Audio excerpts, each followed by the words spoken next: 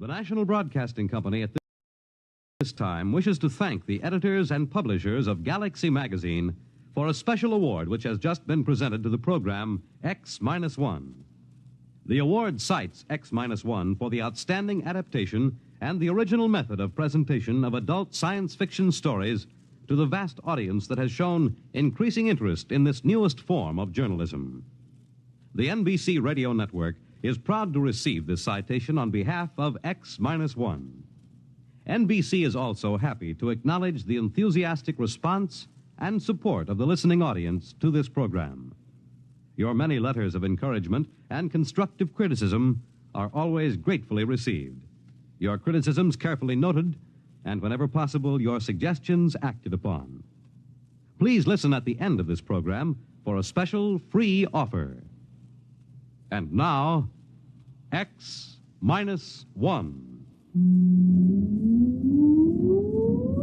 Countdown for blast off. X-5, 4, 3, 2, X-1, fire.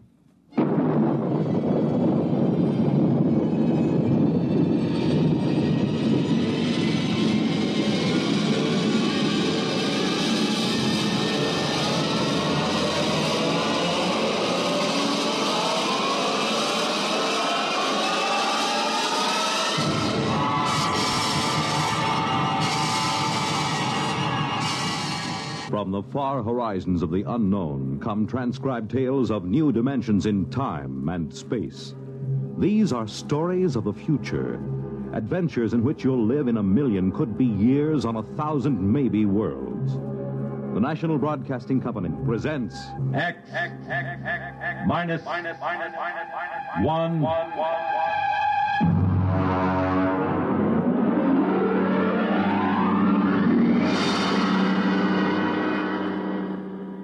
Tonight's story, Protective Mimicry, by Algis Budrys.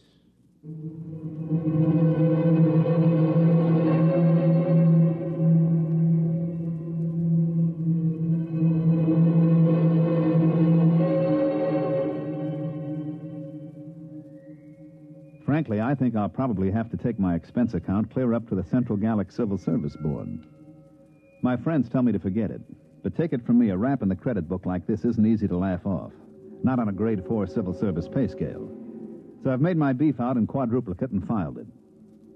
Usually a special agent in United Galactic Federation's Department of the Treasury, Investigations Division, Currency Section, doesn't have much trouble with his swindle sheet. But this one's a corker. To understand, you got to know how they make the stuff. The Ungallic Mint is in New Geneva on Canopus 3. I remember I went around with the 40 Deci credit tour when I first joined the staff. The guide was a cute little brunette from one of the Rim stars who was later fired following an annual Pan Solstice office party. I didn't pay much attention to her spiel. She was dressed in the new Neo-Minoan style, but I got the general idea. This is a demonstration machine, of course, but you will notice the indestructible fiber coming off that spool at the right. It goes into the slot in the machine there. Now, if you'll pass along, you see it goes between those two rollers through 6 or 7 chemical baths. No, I'm not sure what chemicals. That's restricted information. It's stamped, analyzed for flaws, dyed, and then run through this unit here. This is the most carefully guarded part of the process. The unit is removed from the plant each night and locked in the deep space vault on the satellite station directly overhead. After the strip emerges here, it is chopped into convenient lengths and carefully removed into armored cars. It is called money. What does that secret unit do? Well, that's a very good question. You see, the currency is non-defaceable, fireproof, immune to wear, weather, and water. But the most important thing is an electronic pattern impressed into the fiber by that secret pattern. You all know when you cash a bill, it is passed over an electronic plate that reads the pattern.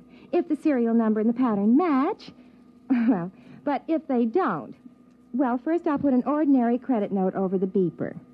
There. Perfectly good. Now, a simulated counterfeit bill without the electronic pattern. Well, now, that wouldn't fool anybody long, would it? Could anybody duplicate that electronic pattern? Well, that's a very good question. Only the government has the equipment to put that in. Your currency is safe and sound. Don't you worry about that. Are there any more questions? Yeah. How about a drink after the tour? Well, Oh. That's a very good question.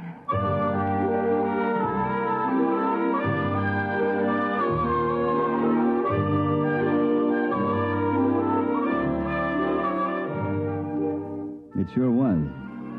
So was the answer. Well, getting back to money. The engraving, the chemical composition of the ink and the fiber would be tough enough to duplicate. But that electronic pattern snaps the clincher on it.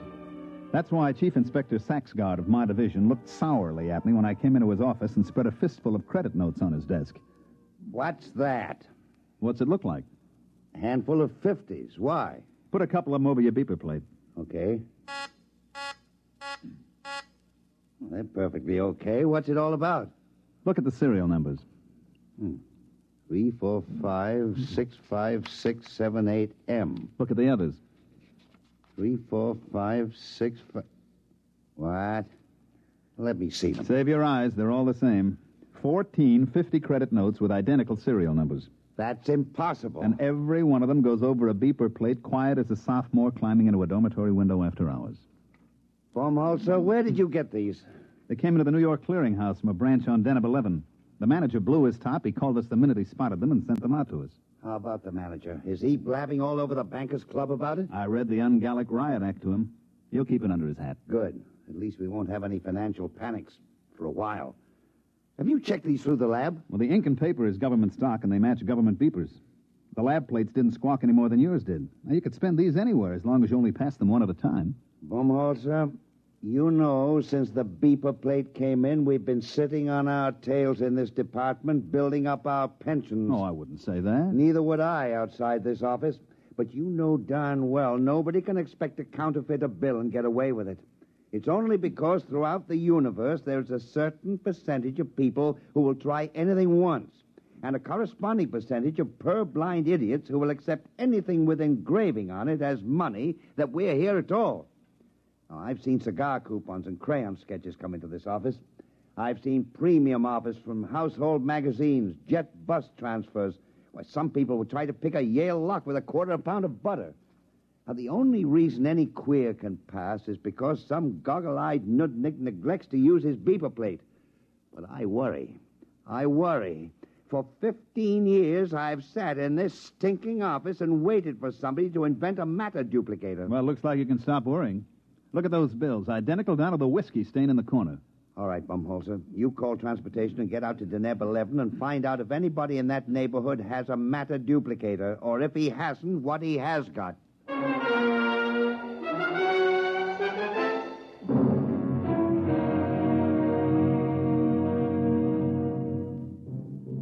I picked up the department shuttle to the satellite and made fair connections up to Deneb 11. It's a 4-day run on drive, and I get free fall 6, so I was glad to hit the port in Glub, which, so help me, is the name of the only city on the place. Deneb 11 is what we call in the department a mud ball. It's a jungle world with an atmosphere like a swatch of Harris tweed. I was smoking a cigarette when I got off the shuttle, and the air I pulled in made the smoke taste like well-decayed leaf mold. I was wringing wet 2 minutes after I left the air-conditioned port. I noticed the local costume would get you arrested on any beach in the galaxy, but it didn't matter since there's nothing titillating about pasty skin dripping with weary perspiration. I checked in with the regional office and found the resident agent tinkering with his air conditioner. Hi, Baumholzer. You know anything about the sealed power pack on this condenser? Yeah, if you keep banging at it like that, you'll crack the seal on the atomic shielding, and your posterity will thank you. 3 heads at a time. Oh, I guess I better not fool with it. Now, take off your pants and pull up a chair. I don't mind if I do. Is it always this humid? Oh, no. In the hot season, it's worse. I'd send for a replacement part, but the fax line isn't too reliable. The last time I sent for a sealed unit, they shipped back an overaged sea lion. Yeah, I know. I was on Polar Station on Ganymede when my heater element broke down. I faxed for 3 feet of element, and they shipped me back 3 fetal elephants. Yeah. Well, I suppose you're here about the queer bills, huh? Yeah. Got any lines on it? Well, my orders will lay off and let the central office handle it. Be my guest. Any ideas? No. Where do you figure to start? Well, this is the only city. I'll have to check it out. Have you got a list of authorized beeper plates? Somewhere. Let's see here. Oh, look out. Why? There's a whittle fly on your arm. Hey, how does a thing that size get through the filters? Insects on Deneb are tricky. This one is a non-filterable virus in the larval stage, Then it blows up to this size. Carve his initials in your arm if he gets a good bite. That's why he's called a whittle fly.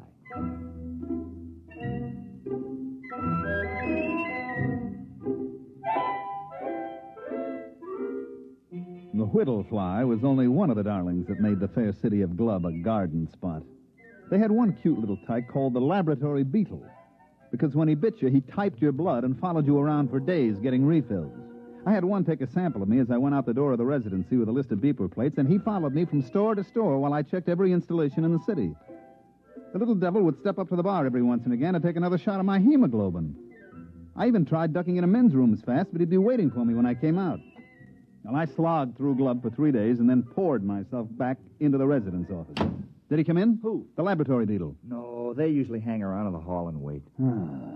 Sometimes when I've got a poker game going, you can see 3 or 4 of the little angels buzzing around outside waiting like chauffeurs outside the opera. Wow. They draw a blank? Well, I found 7 defective beeper plates, but nobody remembers any queer bills being passed. You know, who checks serial numbers? They must have come in one at a time. And the clerks at the bank always were out to lunch and referred me to the next guy. You got any lotion for insect bites? Desk drawer. In a way, the beeper plates make it tougher. Nobody even looks at the bills anymore. Just throw them over the plate, and if no bells ring, it's okay. Well, how about the other angle? Matter duplicator? I checked invoices and purchase records. Nobody's been buying electronic parts that can't account for every tube. I thought I had something. One fellow bought 12 of those giant lithium cathode tubes, but it turned out his wife was having them wired as lamp bases. Well, I better be going. I hate to keep my little insect friend out there in suspense as to cocktail time. You got another lead? Yeah, I found a bar that makes a Tom Collins with real lemon juice instead of battery acid.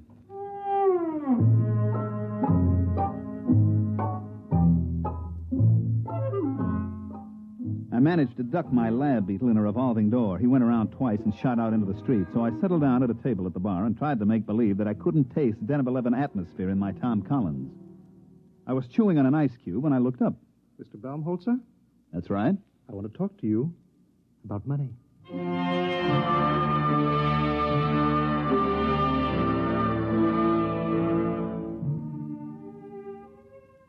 He was a terrestrial, but he'd been on Deneb a long time because he was wearing the native garment about the size of a 5-pound sugar sack. His hair, which was potato field gray, was arranged in the old-fashioned Presley style. You know, the ancient long sideburns, duck's tail in the rear that vice presidents wear in family-style banks.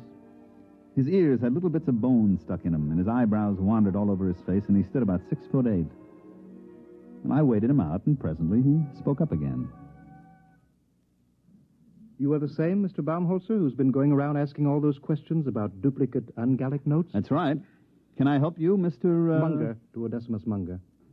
Now, this bid's fair to be fascinating. I was under the impression that my mission here was just a wee bit on the secret side. There are no secrets in Glub. Now, won't you pull up a chair, Mr. Munger? I'm afraid I haven't time. Well, join me in a drink.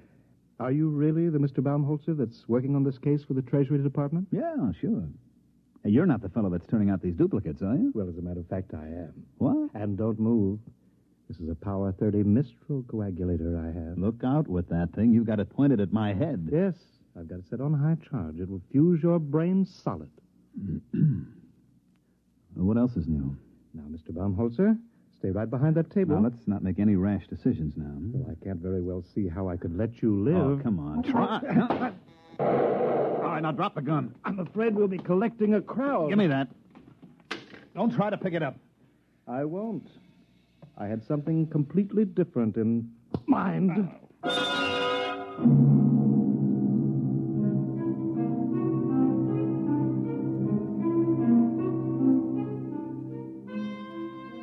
Just like in those ancient legends the archaeologists keep digging up, the ones with the hard-boiled detective and the beautiful blonde, I felt the traditional roof fall in on the back of my head.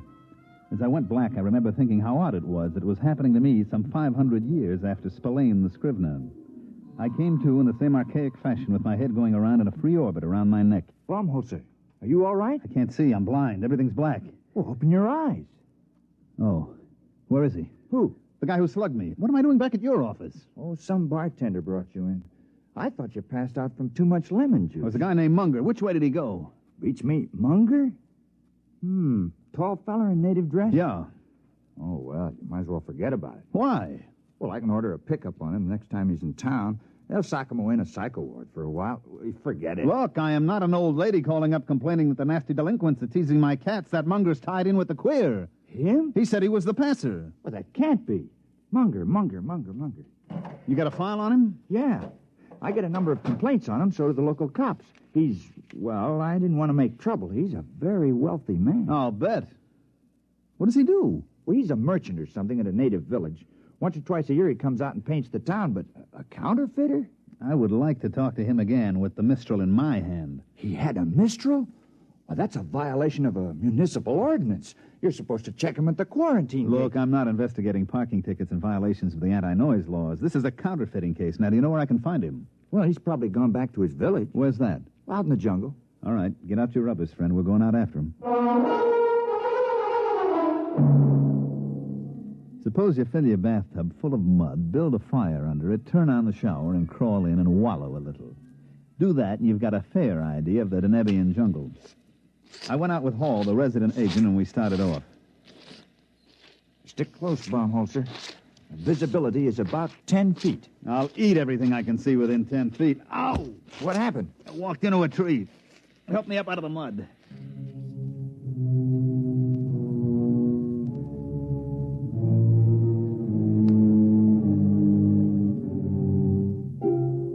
We puddled on for a couple of hours. The rain was so thick I didn't see the trees until I bounced off of them and sat down in the warm mud. I reflected as I struggled to my feet what a terrible waste. In the beauty salons of Charles of the Ritz Asteroid, ladies from all over the galaxy paid thousands of credits for hot mud baths to take the wrinkles out and make their skin smooth and caressable. And here was I getting a much more thorough treatment every time I sat down. They issue a lot of special equipment from department stores, and it all functioned perfectly. My neo-latex galoshes were fine, but stuck in the mud. My Minipower goggles and wipers kept my eyes clear, but they didn't keep me from crashing into every tree. My leak-proof sportsman's flashlight stayed dry as a bone, but powerful as it was, it couldn't light up more than 3 feet in the pelting rain. Paul, the resident, led the way, consulting a compass and a waterproof map, and finally we stopped, and I noticed that there wasn't any rain coming down on me. It's a rain shelter. The natives build them. Kind of them. Well, they're on all the trails. If you go more than a day in the rain, you go punchy from water drumming on your hat. I believe it. Well, now, don't sit down. You'll sink in. I don't know. Theoretically, a broader base should keep you from sinking, like snowshoes. Well, also increases the suction. I'll stand. How far's Munger's village? Well, either 2 miles or 22. I can't read the map very well. Hey, wait a minute. Listen. Well, that's the rain. No. You hear that squelching? Somebody's coming. Oh, yeah. From over there. Natives? Maybe. There he comes. Well, we've got first pick on the shelter. It's a native tradition. First come, first dry. Yeah, there's somebody out there, all right. Who's there? Who is it? A friend of mine, Mr. Baumholzer. All right, Munger. Where did you come from? Don't move. I have several friends pointing long spears at your kidney. Ole! Ole! Shall we go, gentlemen, back to my village? I believe you were looking for it.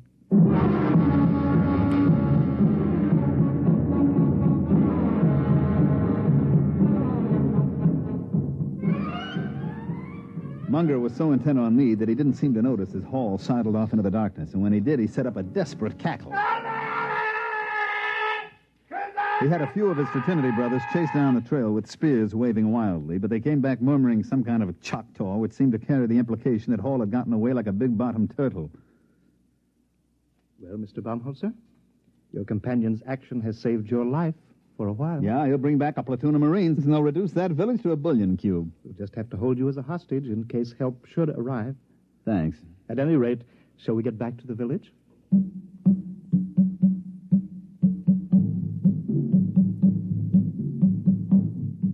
He had about 10 natives with him, each one about 7 foot tall, with those big, flat feet that evolved on Deneb for walking in primordial ooze. They were dressed in the standard native loincloth with matching accessories, namely 10-foot spears. As we started out along the trail, I got a good look at Munger's loincloth. It was composed of tastefully arranged 1,000-credit notes. Well, by the time we got back to the village, the rain had stopped. The humidity, of course, was still 120%, and the only difference was that the moisture just loitered around rather than actually falling. There was some kind of a clam bake going on in the village. The natives were pounding a couple of drums, and as far as I could see, getting rapidly stinko on some kind of jungle juice that they passed around in huge gourds. They were leaping and dancing, and as far as I could tell, doing snappy sayings and fancy patter as I sat on some kind of a low mushroom and tried to ignore the two spears that were pressed against my throat. It felt as if a nervous barber was trying to shave me with his razor tied on the end of a 10-foot pole. After a bit, Munger strode up to me with all the dignity of the lord of the jungle, and he waved the spears a foot away, pulled up a mushroom, and sat down. Actually, that wasn't a native rhythm at all. The original Danubian music is a kind of quiet, flute-like melody, something like Mozart.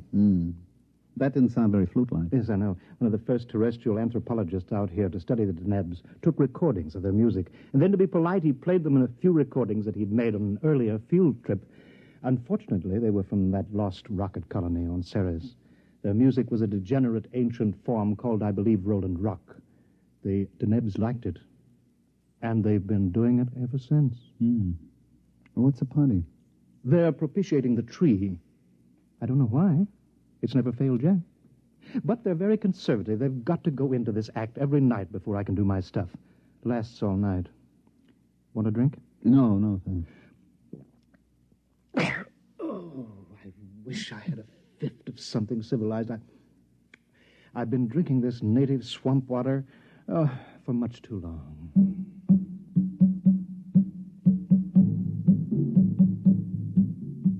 He was right. They kept it up all night, and I sat trying to figure out in which hut Munger kept his machinery to make those duplicate bills. Finally, the weak light that passes for dawn on Deneb came up, and the natives quit hollering.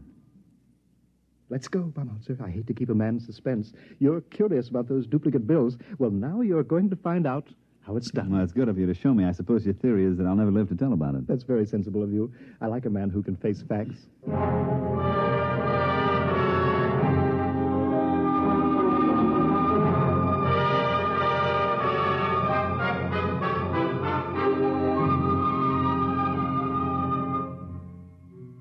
We walked across the mud square to the base of a tremendous tree, which I gathered was the guest of honor for last night's shivaree. I still couldn't see the connection, but I was willing to wait. The natives sat around in a deathly hush, and Munger and I stepped forward. You notice? Nothing up my sleeves. As a matter of fact, no sleeves. And not much arm, either. Now, I take this 50-credit note. Care to examine it? Oh, I've seen it, and 14 others like it. Yes, I only use a 1,000-credit bill when the natives need new loincloths. These 50s are a lot easier to dispose of. Oh, I don't know. I traced them to you. But that was a mistake. One of my contacts got a little greedy, spent too many bills in one place. All right. Now, I used to have the natives make a loud noise, but I'll use your gun instead here. You see, I take this bill, fold it, so, and so, and so, and there. What are you making a paper plane for? Just watch. I raise the note in one hand, I aim at the tree, and I fire your gun up in the air. Like this.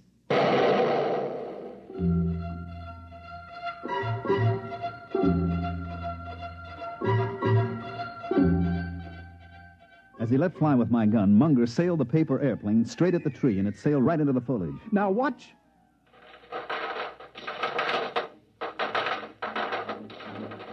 The bill came sailing back out of the leaves, and right behind it came another one. And then the air was filled with paper planes, squadrons, wings, armadas of paper airplanes, each one made up of a folded 50-credit note. They sailed out over the whole village, and Munger set the natives to collecting them and bringing them back. There you are. There'll be several thousands of them. Look. Genuine. Absolutely genuine. And I suppose they'd go over a beeper plate without a tinkle. Startling, isn't it? Protective mimicry. Yes, precisely. You know, I discovered this tree 6 years ago while I was attempting to evade the clutches of the law on a confidence rap. I swung an axe at it to blaze a trail, and 50 axes came bouncing back at me. Well, I never heard of any plant developing mimicry to this extent. I know some plants and animals assume dangerous life forms as a camouflage, but this... Mm-hmm. Well, I'm not a botanist. All I know is that you scare the tree with a loud noise. You throw something at it, and it duplicates what it thinks is the danger. Well, speaking of danger, it doesn't look as if your colleague is bringing any help.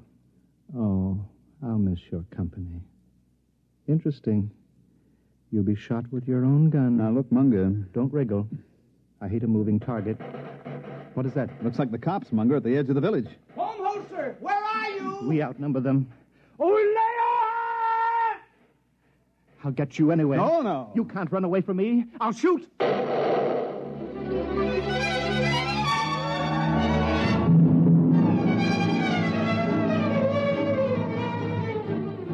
I broke for the other side of the square, and just as he shot at me, I tripped over a pot and went flying smack into the tree. Well, that's about it. Here we sit in the spaceport on Deneb 11, and I'm darned if I'll pay our transportation back until I hear that the office is going to okay my expense account. Munger? Oh, he's in jail at New Alcatraz. Once he missed a shot at me, it was all over. After I fell into the tree, he didn't stand a chance against us. That's right. Us. All 168 of me. Right, Ed? Right.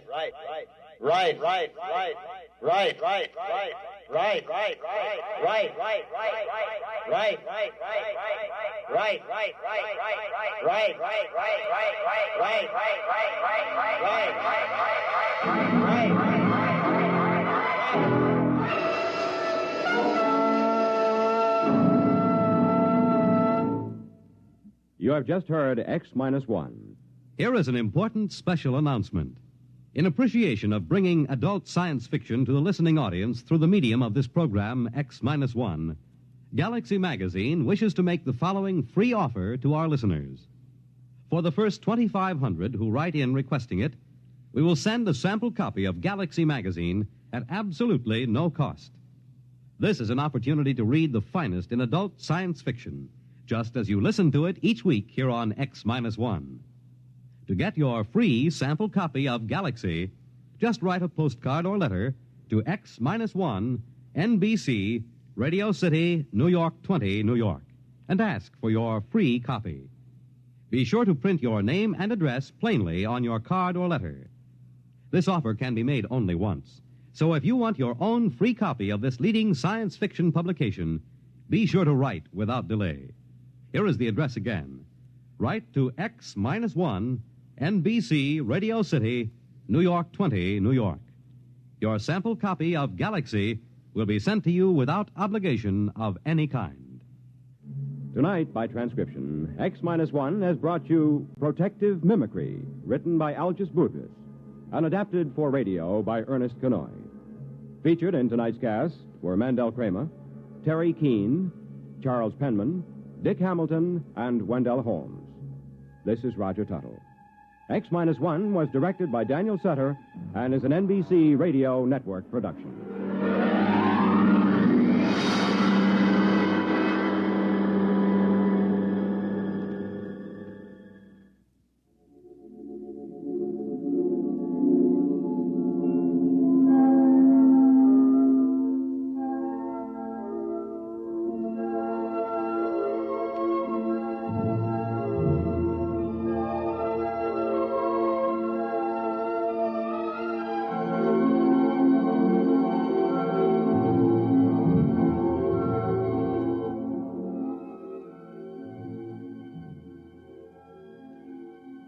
Remember, for your free sample copy of Galaxy, just send a postcard to X-1, NBC, Radio City, New York 20, New York.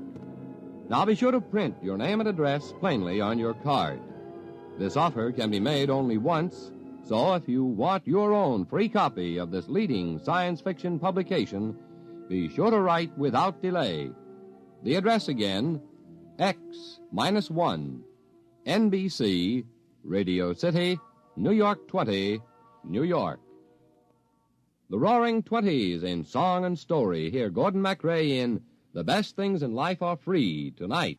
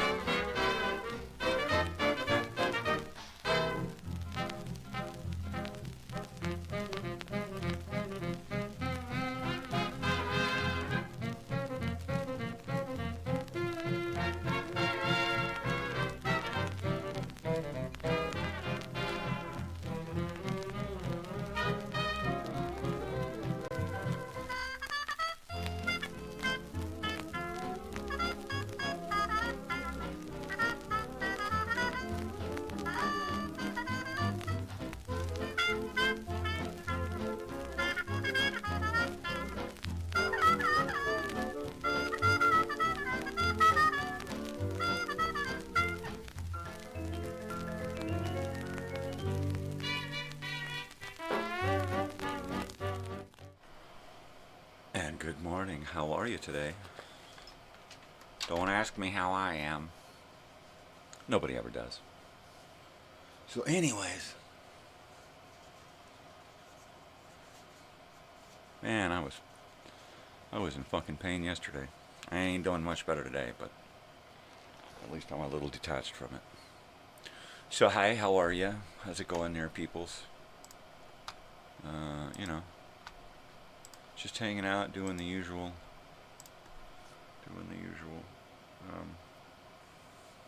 It's Flashback Friday. It is the 23rd of August. Yes, sir, Baba Rooney. And I am going to swallow some of this coffee. Swaller.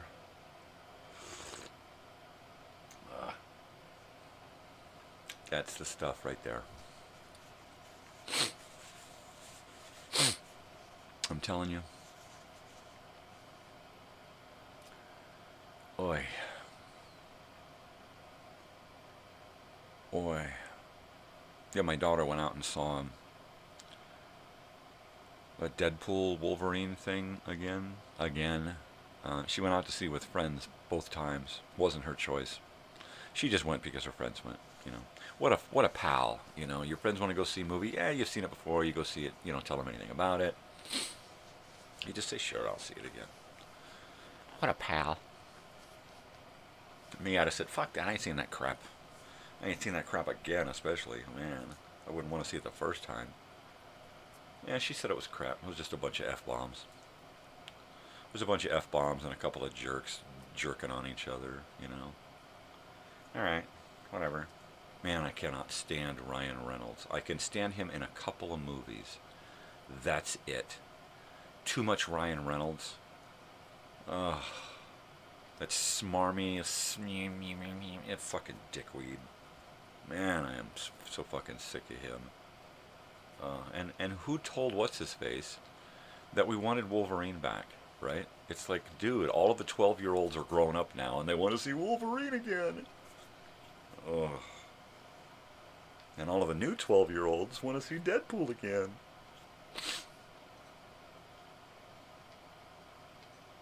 Why do all of these fans of superheroes have to grow up and then create these stupid fucking movies, right? Oh, man. Why? Because you got Disney catering to the children within us all. Well, it ain't the child within me, you know. You want to do the child within me?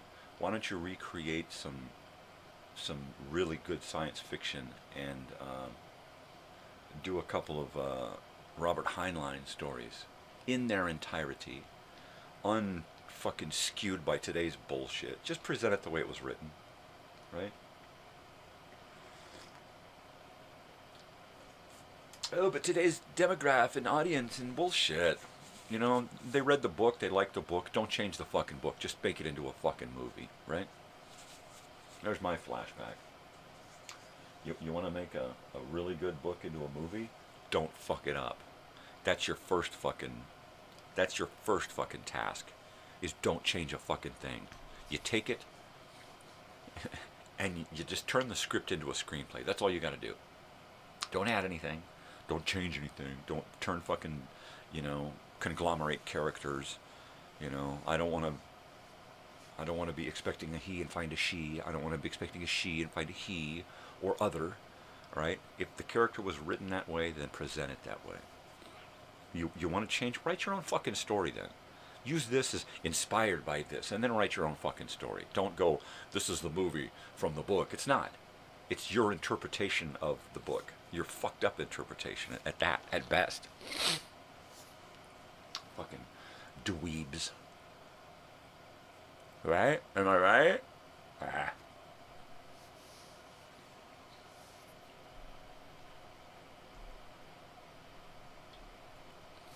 I'd love to see Stranger in a Strange Land by Robert Heinlein in a miniseries. I'm not talking movies with fucking sequels. Alright, where you go in, like Dune, you go in, and then 2 hours later, halfway through the plot, the movie's over. And you got to come back in a year and a half. And fuck you. Like, what was it? End Games or whatever the last couple of Avengers movies, right? We go into to see this last Avenger movie, and what do? We wind up with a fucking waiting to see a sequel. I never saw the sequel. Fuck you. Leave me fucking hanging, I'll leave you hanging. Give me a fucking break.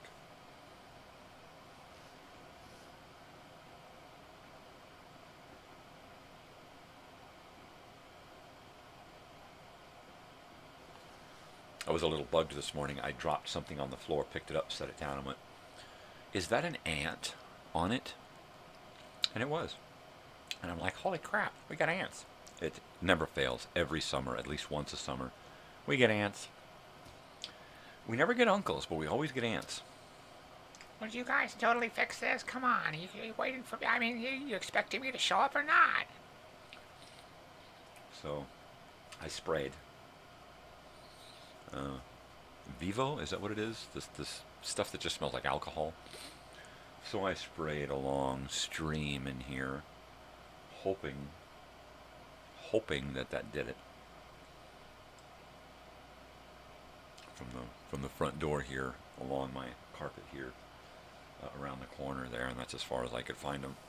So I'll have to look later on when it gets lighter in here. Because at 5 in the morning, it's pretty fucking dark. Pretty fucking dark. Uh-huh. Totally.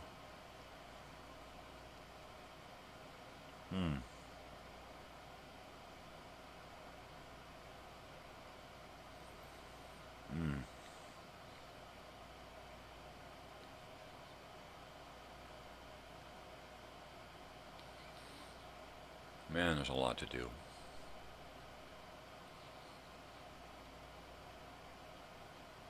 I don't know if I can do it all. There's way too much for one person.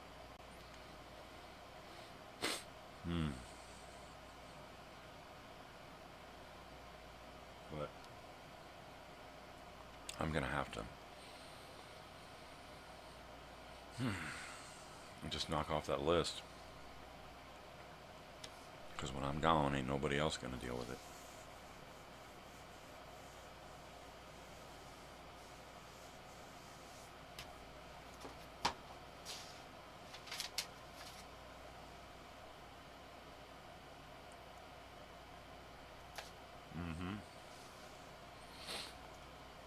Totally. I mean, totally. Right? Oh my gosh. Oh my god. Oh, yeah. Well, you know, the first part of the show is always me waking up, right? You know that, right? You guys are aware of this.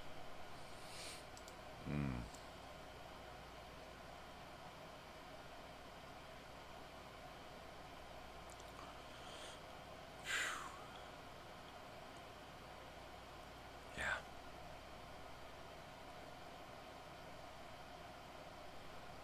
So, any suggestions? Anything you want to flash back to, you know?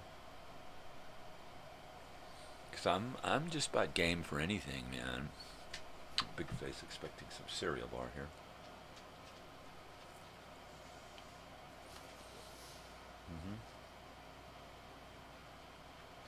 Don't sit there, don't sit there. Don't sit on bug spray, come on. There you go. Doofus. Go lay down. Go on, go lay down. I'll let you know when it's cereal bar time.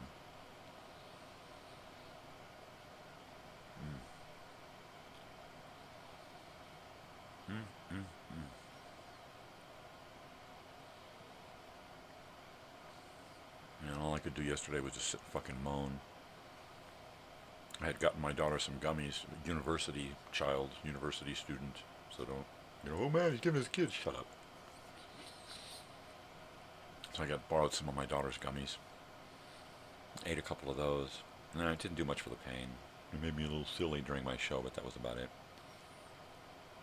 I don't like gummies. No matter how much I take, or how much I don't take, I can't control the buzz. You know?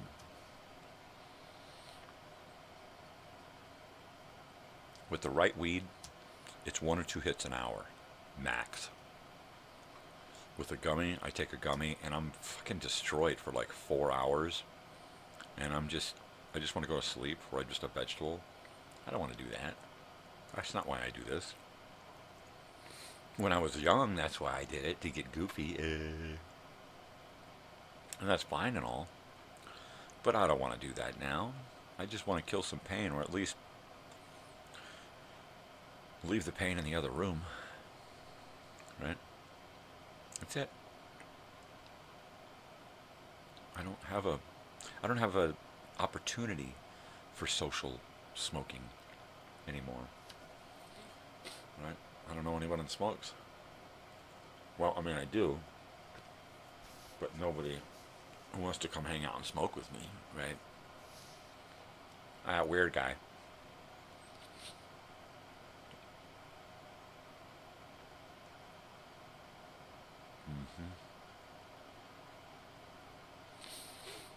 Well, I was weird before the weed. I'll be weird after the weed.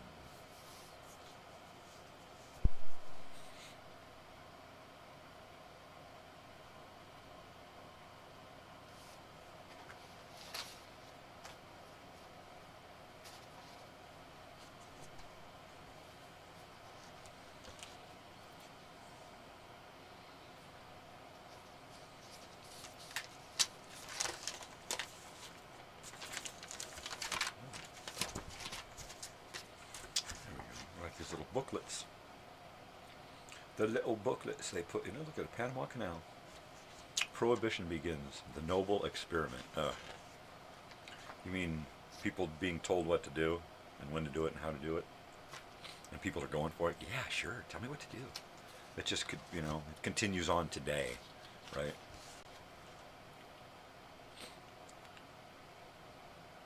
I think, to paraphrase one of my friend's posts, it was like, there's one asshole in charge. He don't care which other asshole you vote for, right? As long as you vote to be ruled, basically is what it said. That's pretty much it, right? If you're choosing one side or the other, you're just choosing to be dominated by some fucking assholes that have their own best interests at heart, no matter what they tell you, no matter what this asshole, either of these fucking assholes is telling you. Nope, they ain't doing it for you. You see how their bank account goes up and yours goes down, and you see who they're fucking doing it for.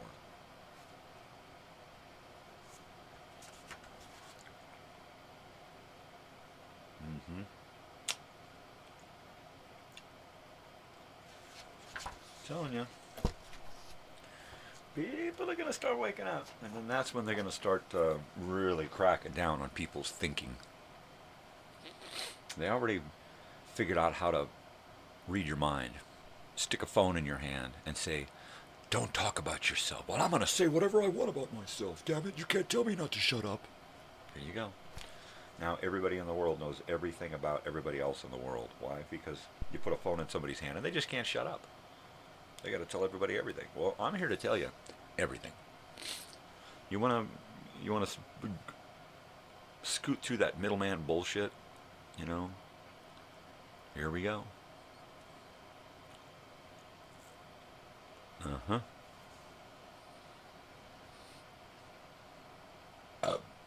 Oh, man.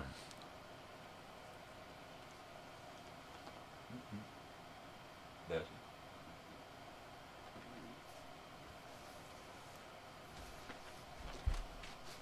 There you go. Pardon my booming into the microphone. I had to make sure that the piece I threw to the dog was accessible to the dog. I'm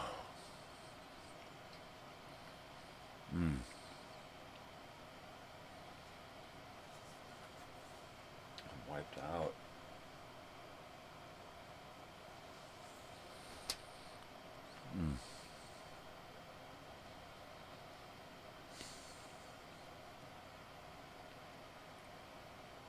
I don't know how much more of this I can take.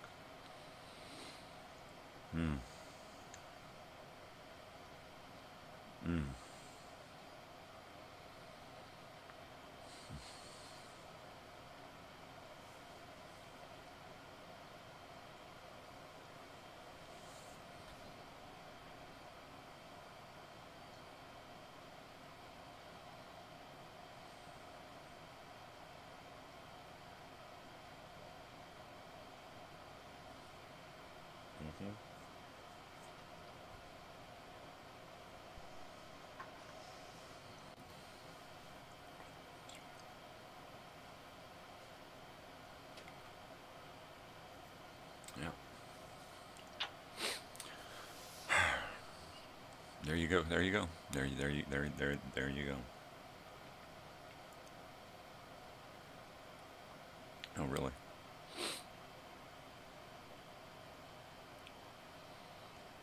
So I go to the pot shop last night, right? And I get in there. I say, all right, I got about $50. What are you going to got? What are you going to got? So we looked and I said, this stuff over here. And it was like $40 before tax.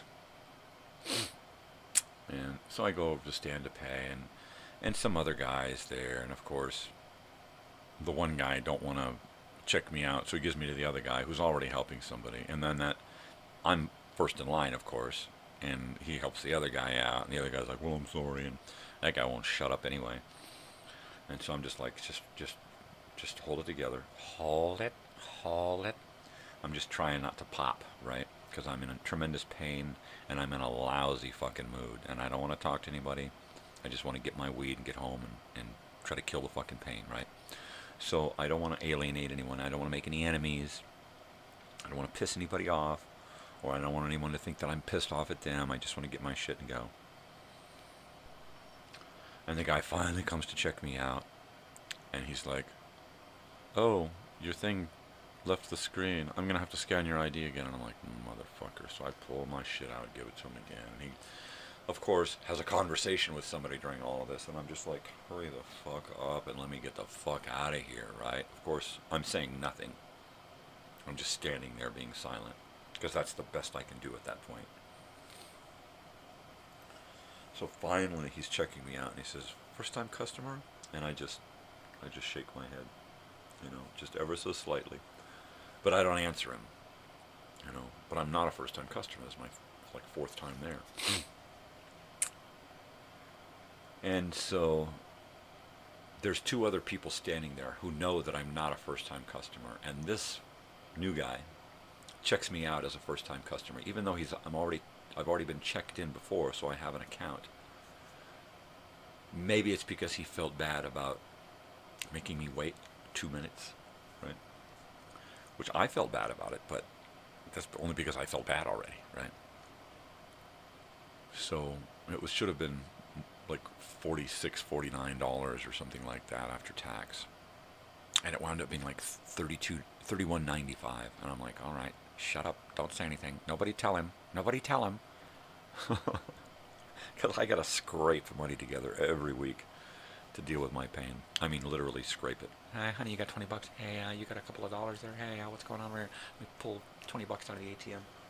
Hey, come, cobble together enough money to go down and get a little satchel to get me through the week, right? And this satchel was, a third off. So while I had expected to go there and pretty much spend $50, I actually came home with $22, which is great because that's toward the next sack, right? So now I'll just go out to the store in the next few days and get me another 20. Scrounge some change. What are you going to do?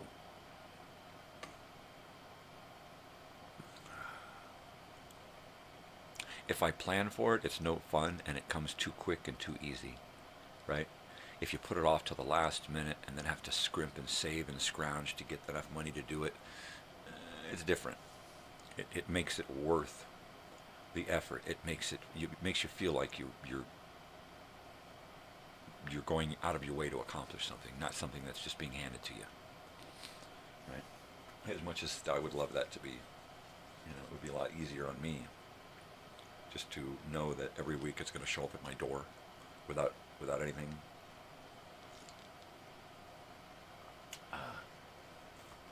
Okay, I got to heat this stuff up. I'm going to heat it up. I got to do it. I'll be right back, and I'll check on the ant situation here.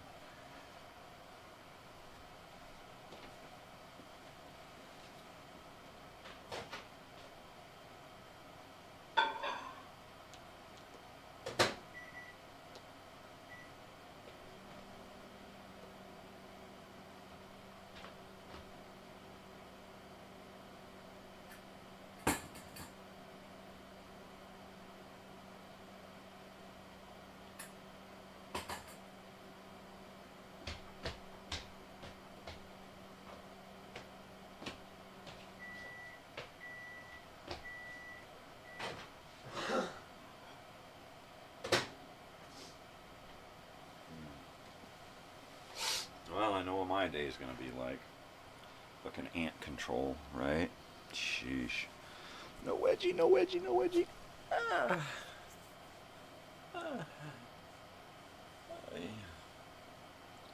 Oh. No, really. I don't want to deal with ants. I'd rather deal with nieces and nephews.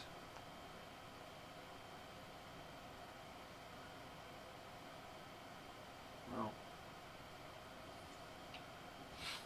if we can hold them at the door and keep these guys coming this way into the schmutz, then maybe they'll die off. I'm gonna have to. Oh, I think they came in for dog food. Some fucking dog food outside. Just leave them out there. Jeez. You guys want dog food? Here, jeez, just ask for it. Just knock on their head. Can we get some dog food? Yeah, sure, ants. Here you go.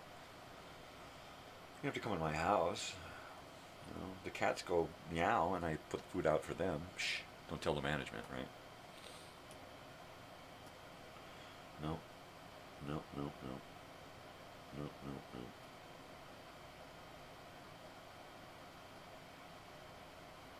Totally. So anyways, like, how's it going? Like, for sure, I was scratching my toe, because my toe was itchy. Itchy toe. Nah. No, really. No, really. God, it's days like this where I'm just... My brain is just so scrambled coming off all that fucking pain. Oh, and it ain't gone. Believe me, it ain't gone. It's here. It's going to take a couple of days to get back to normal, to acclimatize. And tomorrow evening, we're going to see Jeff Lynne's ELO, right? And my God, no way. Yeah, way. I can't wait. So yeah, there's that. So I am gonna be taking it easy today and tomorrow. It's not a far drive. It's only about 40 minutes from here, just down into the, the desert.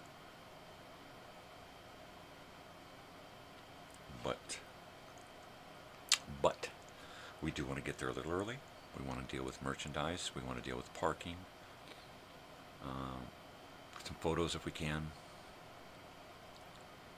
I'll see if I can get my daughter to record it so that I can be okay physically.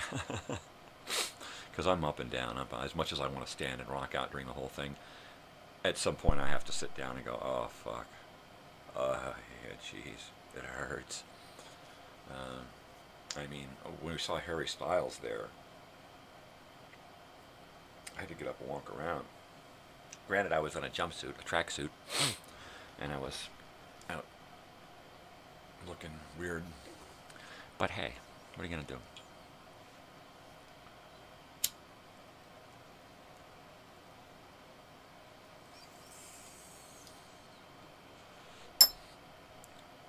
So, I'm standing outside the pot shop. Stuck my head in, and they're like, we'll help you in a second. Step outside. So I stepped outside. And I'm standing there, and a guy pulls up on a truck, comes out, said something to me, and I'm just standing in line, dude. And then he just started talking, yeah, man, this stuff's really good, man. I came here like for the first time a few weeks ago, and it's like, and he's just, and I'm just like, all right, how much speed have you had, or do you just like to start up conversations with people who don't want to fucking listen to you? Because it's obvious. I ain't made eye contact with the dude. If somebody doesn't make eye contact with you, don't start up a fucking conversation. You ain't been invited in. Jesus. People are so fucking socially inept anymore because all they know how to do is work on their phone. They got no social skills anymore. And it fucking sickens me. You know, I mean, give me a break, dude. It's like, who the fuck are you? And why are you all of a sudden buddying up to me like I'm your fucking pal? Bug off, dude. I mean, Can you not read people? Can you not look at someone and think, wow, this guy's in a bad mood, let me leave him the fuck alone? No, you're just gonna... Because he don't know what the fuck to do other than run his fucking goddamn jaw at anyone who won't tell him to shut the fuck up. And I was pretty fucking close. I was pretty close to saying, dude, I'm in a bad fucking mood. Why don't you just shut the fuck up? Right? And I would have had to do it as nicely as possible. Dude, I'm in a bad mood. I'm not up for conversation now. And of course, I would have then been the asshole. Yeah, this dude, he don't want to talk to nobody. I better shut up because he don't want to talk to no. Right?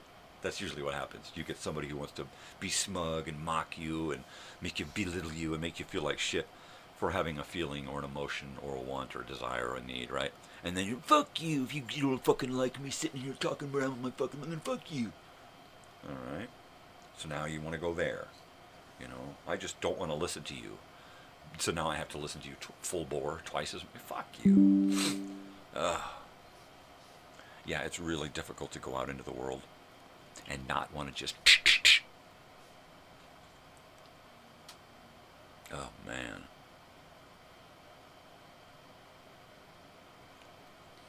Who was in the band? I don't remember who was in the band Megavolt. Was that David Bay? Don Blankenship? Was there a Bobby Batterton? Was there fuck, I don't know.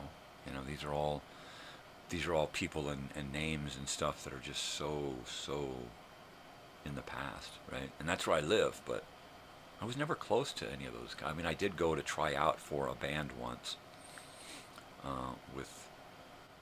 at Donald Blankenship's house. I was there for a few hours, had never heard of Metallica, and they wanted me to sing Metallica, and so I had to listen to it and then sing it. And it's like, of course I'm not going to sound like him. It's the first time I've heard it. And I don't sound like him. I sound like me. You know, and they, of course, that was when they didn't want you to sound like you. They wanted you to sound like whoever was on the pop charts. You got to sound like this guy, man. You got to sound like Vince Neil. Oh, jeez, I can't sing that bad. I don't sing good, but I don't sing that bad.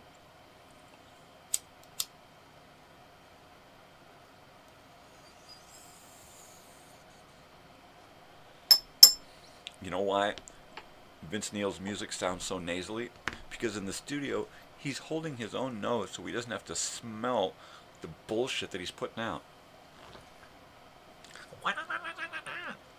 So that's why it sounds nasally, because he's holding his nose. He can't even stand the smell of his own fucking music, right? Good morning. Good morning. Good morning.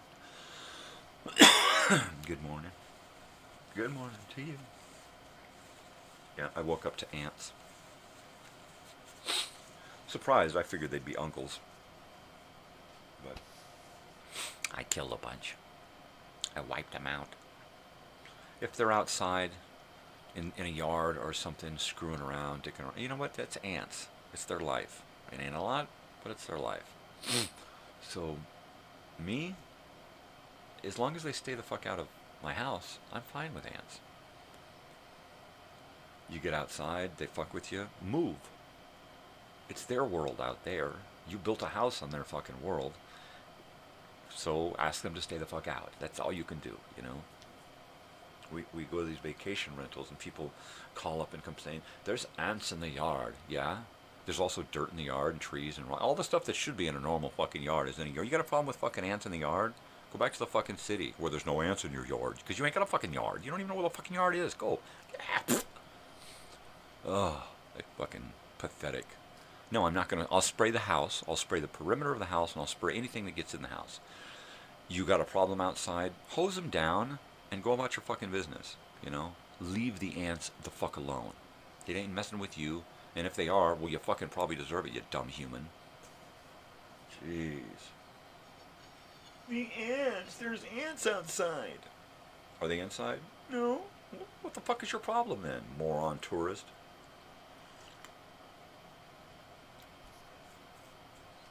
Jeez. It's like they come out here and they've never been to the country before. How can that be, right?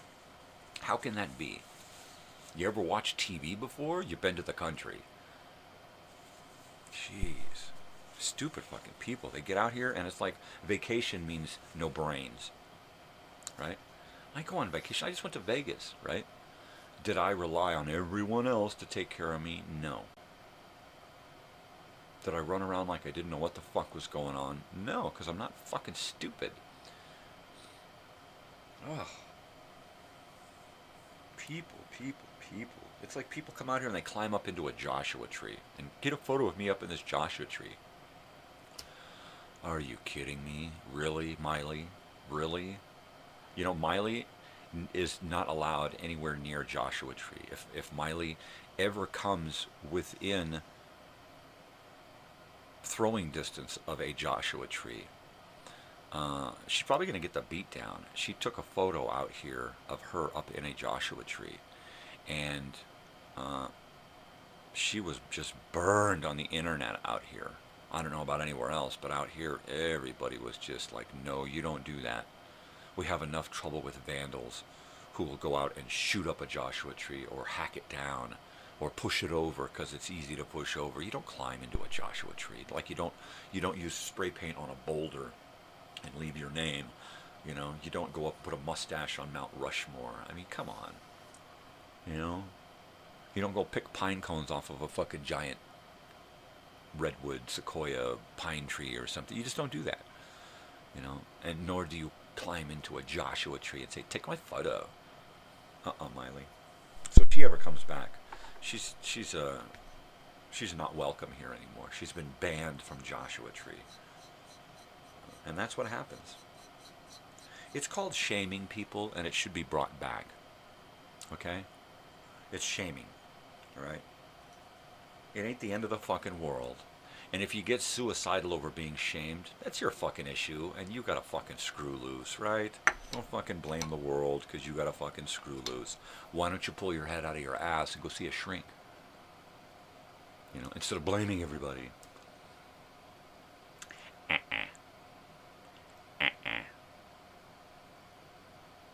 Fucking Miley. You know, Miley's okay. You know, I'm not a... I don't dislike Miley or her music, but don't climb in a fucking Joshua tree. You know? That's all there is to it.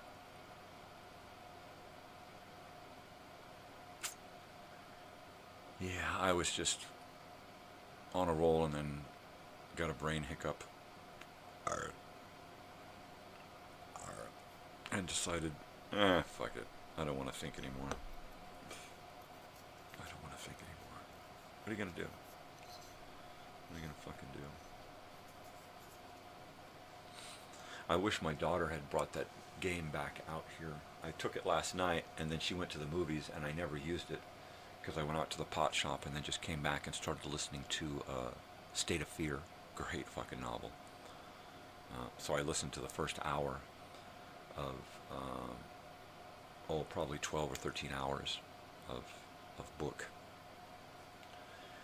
And it's great. It's just how I remember hearing it the first half dozen times that I heard it. And it's a good reading. The guy reading it. It's pretty good. He does the voices. I think it's the same guy that I remember listening to before. I listened to 2 versions of it. I think this is one of the versions that the version that I liked.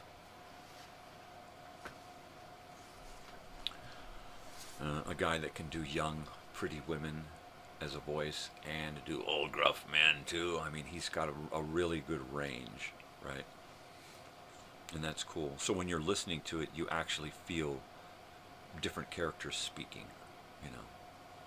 That's important. That is really important in an audiobook. I would like to write one audiobook, right? One good story about Elsinore and my childhood and life back in the 70s and 80s, right? One really good book, one good novel, and actually read it create an audio novel out of it. I would love to do that before I'm gone, right? That's going to take some shoehorning to fit that into my schedule. That's a lot of sitting down and tickety-tack, right? That's a lot of just pouring it out. Now, once I turn it on, if I sit down at a keyboard with the idea that I'm going to write something, once I get rolling, I can't stop, right? I just have to keep going. I can take short breaks, but I can't stop. If I stop, I lose it. So I just have to keep going. They'll be like, somebody will come in and they'll be like, and I'll have to stop. I can't, you know. And then when I get a slight second, I'll say, hey, I'm sorry, I can't stop. I gotta keep going while it's here. I can't stop. And so I don't start, because once I start, I cannot stop. It just engulfs me, like this stuff here. You know, once I started this project, it's pretty much chews up all of me, right? It makes me more accessible to my wife and daughter, mentally and emotionally, and somewhat physically. But I do get wrapped up. I do get highly wrapped up in this stuff, so much so that I kind of lose track of what's going on, and they have to shake me awake and say, hey, do you want to do this, or do you want some of this, or do you want to eat, or something? I'm like, oh yeah, put it in front of me, I'll try to get to it, you know. And that's just the way it is, because I really I'm one of those people that just put themselves completely into something, whether it's for a minute, 5 minutes, or 5 months. It's like, okay, this is it, this is all there is.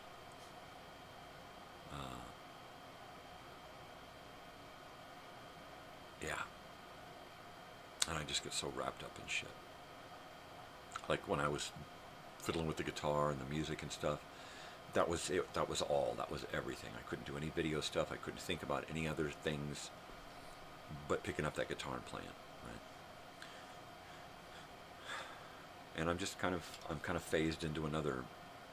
And of course, eventually I'll pick the guitar back up and get blisters again and work out a bunch of stuff, and then something else will come along, and I'll kind of phase out of that and phase into something else again. That's just the way it is. It's just the way I am. It's hard to finish stuff that way, because you get so into something and then you just lose it. It's like, it's gone. I can't think that anymore. I can't imagine that anymore. I got to go do something else now.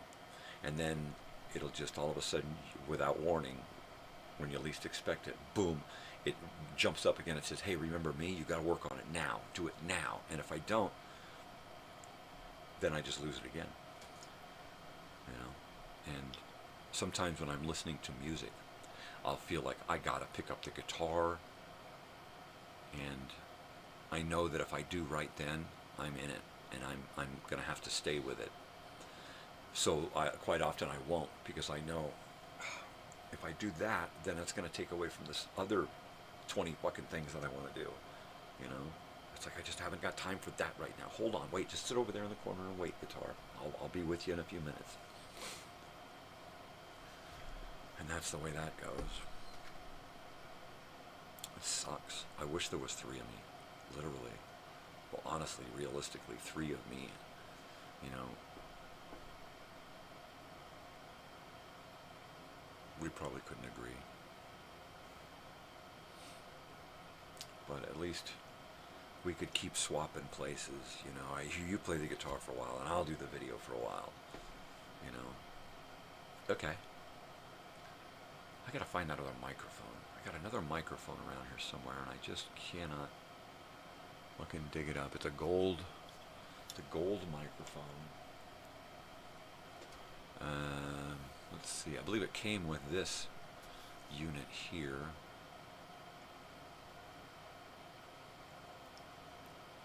Yeah, I'm just gonna have to dig through bags, and I think could it be in them? I don't know. I'll just friggin' now. I gotta find it now. I want to mic this room a little bit better. I don't want to hook up my old Radio Shack mixer. I don't want to use that anymore. I want to use this digital stuff the way it's meant to be used. So I could dig up that other, what is it, condenser microphone?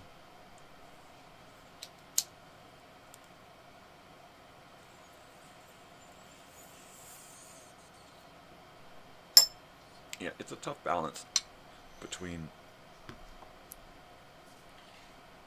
smoking weed, detaching myself from the pain, and that fine line, you know, that could just put me to sleep. It's like, oh, I smoke too much and I just want to go to bed. Because like I said, I don't really get loaded anymore. You know, after 40 years of smoking pot, you don't really get loaded anymore. You just keep an even keel, right? Now, if I were to sit and smoke some really good sativa, right, this is indica, which is pretty much body high pain stuff. If I were to sit and smoke a really good sativa with some friends, yeah, I could probably get goofy, right? But it's not like alcohol, where alcohol, if you start drinking, you're done, you know. Drop off them keys, you know, and just resign to the fact that you've been drinking, right? And you ain't gonna function normally. With pot, I've been smoking it so long that I can allow it to take over and get me, hey man, it's not gonna, but in an instant I can shut it fucking off and be straight as a fucking razor, you know. And that's just the way it is. That's just the way it works after you've been smoking for so long. You know, they've done studies on people who are new to smoking weed and how they drive, and they drive horribly. And then they have the people who've been smoking weed for 20 years or more regularly, and they smoke and get behind the wheel, and they drive better than the average driver, right? And that's just the way that works. Studies have shown, it's been proven, right? And I'm proof positive. And many of the long-term marijuana smokers I know, there's a button inside your head, you just turn it off, you know. And if you ain't been smoking long enough for it to be like that, to feel like that, well then don't get behind the fucking wheel, because you're impaired, you know. I never smoke and get behind the wheel intentionally, right? I don't say, well, I'm going to get loaded and then get in the car. I'm going to get in the car and then drive around and get loaded. I mean, that's just not right. But I can get high and then within a few hours, you know, or an hour, or sometime in that hour, go out and get in the car and drive and be fully functional. And anyone who's had one or two drinks in an hour ain't going to be the same. It ain't going to be the same. It's a different, it's like nobody's the same, right? So no drug is the same, right? No mind-altering substances are the same. And people are different, so they affect people differently. Some people, they just should not. They shouldn't even be doing it, let alone doing it and then doing anything where they have to function normally. Nah. Some people just should not. And other people, you would never know that they are. I was one of those people that you would never know that I had been smoking marijuana. Right?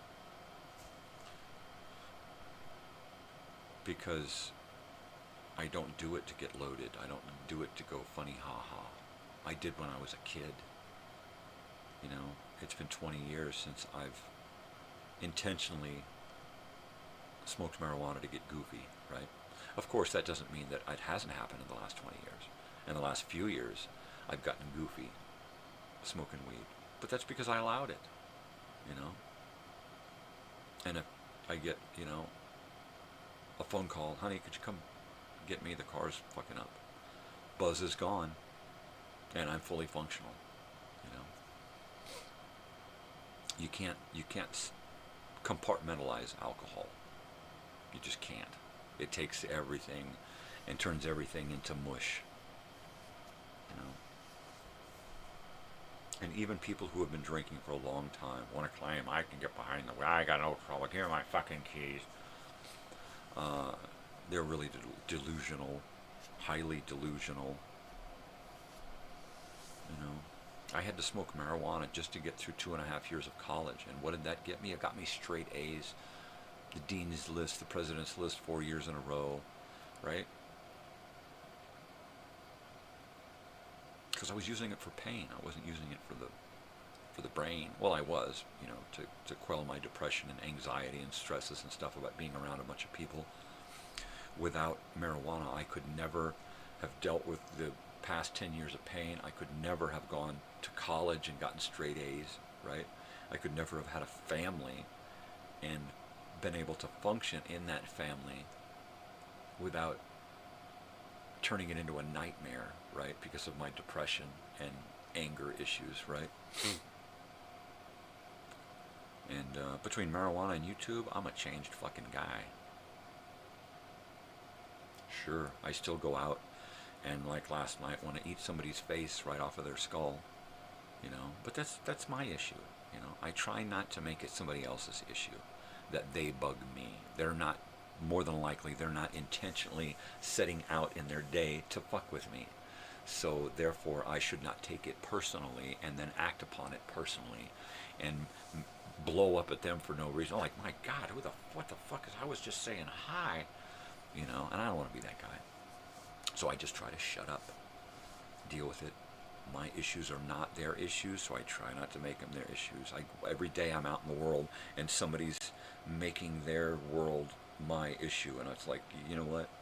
Stay the fuck away from me. I ain't fucking passing you in line here and reaching across in front of you and slowing you down.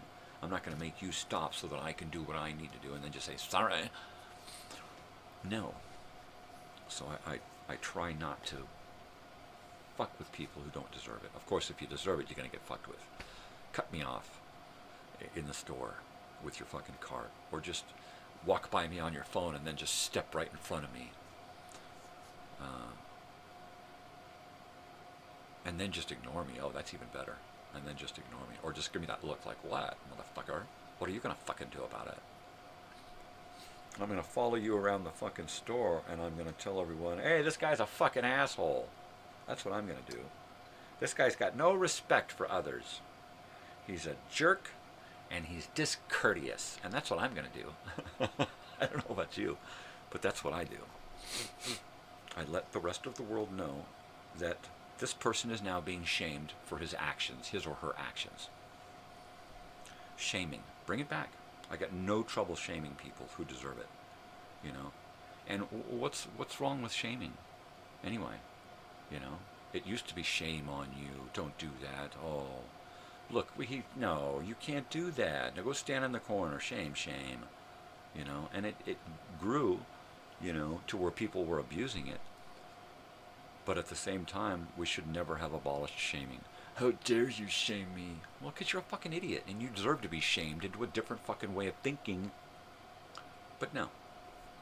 You're not allowed to shame people. That's not nice.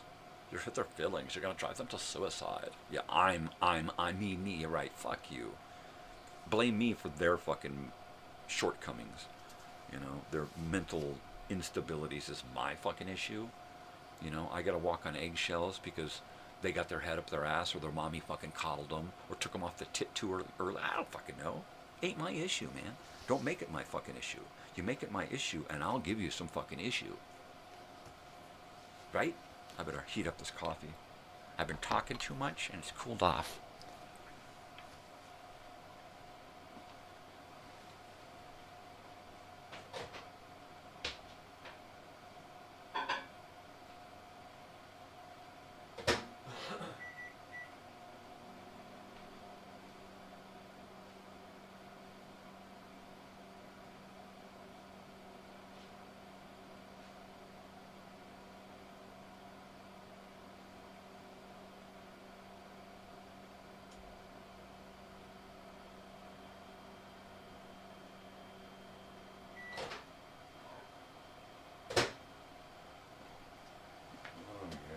Don't give me that old argument about shaming and fucking suicide, all right? Because that's bullshit. I was suicidal for 20 plus years of my fucking life. Suicidal. Actively trying to fucking off myself on a regular fucking basis. Stepping out in fucking front of cars and buses and shit. you know, and you just close your eyes and walk out into the fucking street. It's that fucking easy. Or you would think it was that easy, you know, or you just grab a knife and start slicing, you know. You do things that you know are bad for you, hoping that they're going to kill you, right? Was it anyone else's fault but mine? No. Did I want to blame the whole world? Yeah, of course I wanted to blame the whole world because my world was fucked up, right? Wrong. So don't come around fucking blaming me for your shortcomings. If you got fucking issues, they're your issues. I should not have to change my entire way of thinking and being to suit your emotional shortcomings, right? Grow the fuck up. Put on some big boy pants. Wear suspenders or a belt. Don't let that fucking shit hang. We don't want to see your underwear. Pull up your fucking pants. Be a big boy. Take charge of your own emotions. Go see a fucking doctor. Get a prescription, whatever you got to do. But don't fucking blame the rest of the world and make the rest of the world coddle you like your mommy did. All right? And I don't fucking think so. I ain't buying it. I'm not fucking buying the bullshit anymore. You know? My issues are my fucking issues. I deal with them, you know? And then I try not to blame others for them, you know? I try really hard. Does it work? No. Always no. Do I still seek to blame others? Sure. I have to realize that that's not reality, right? The reality is that those who affected me way long time ago, right? And that's not the issue. The issue is that I've got issues. Am I going to take it out on somebody else? No. Do people always go around blaming other people and taking shit out on other people? Of course. You know, the boss yells at you, you go yell at the wife yells at the kid beats the dog bites the cat, you know? And the cat shits in your fucking shoe. It's a vicious circle that just goes around and around and around.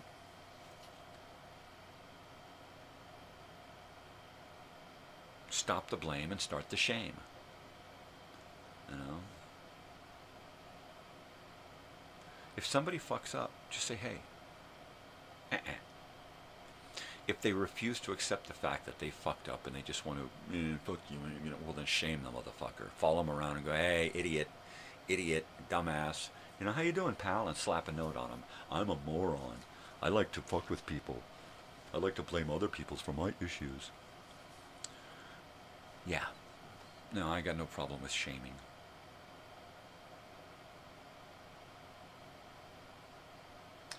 Things that we can control. Okay, fat shaming? Come on. That's just mean, right? Especially the people who can't control. I mean, most people can't control their size. They were usually born going to be a specific size or weight or something, right? So that's just dumb. Race shaming, you know, that's stupid. Your actions that affect others, that's what you shame, you know. That's what you shame. Here's a good one. If you're a tweaker and you fucked over all of your friends at least once or more than once, right? And you're just a piece of shit, right? At this point, yeah, you should be shamed. And then maybe you'll get your head out of your fucking ass. But if you're a tweaker, it's probably not likely to happen. You're just going to remain a tweaker with your head up your ass, looking for more tweak. It's got to be some tweak up here somewhere, man. Okay.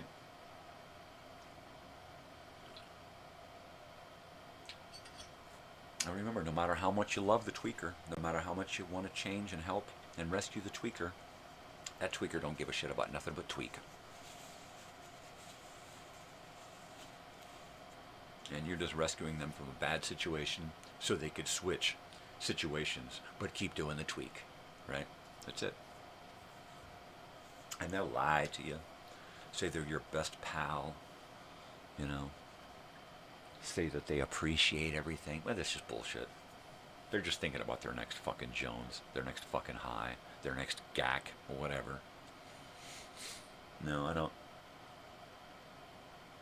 You know, fool me once, fool me twice. You don't come around a third time, because I'll eat your face. I'll just bite it off because I won't even want to. I'll let somebody else eat it. Ugh. Fucking tweakers. Fucking tweakers.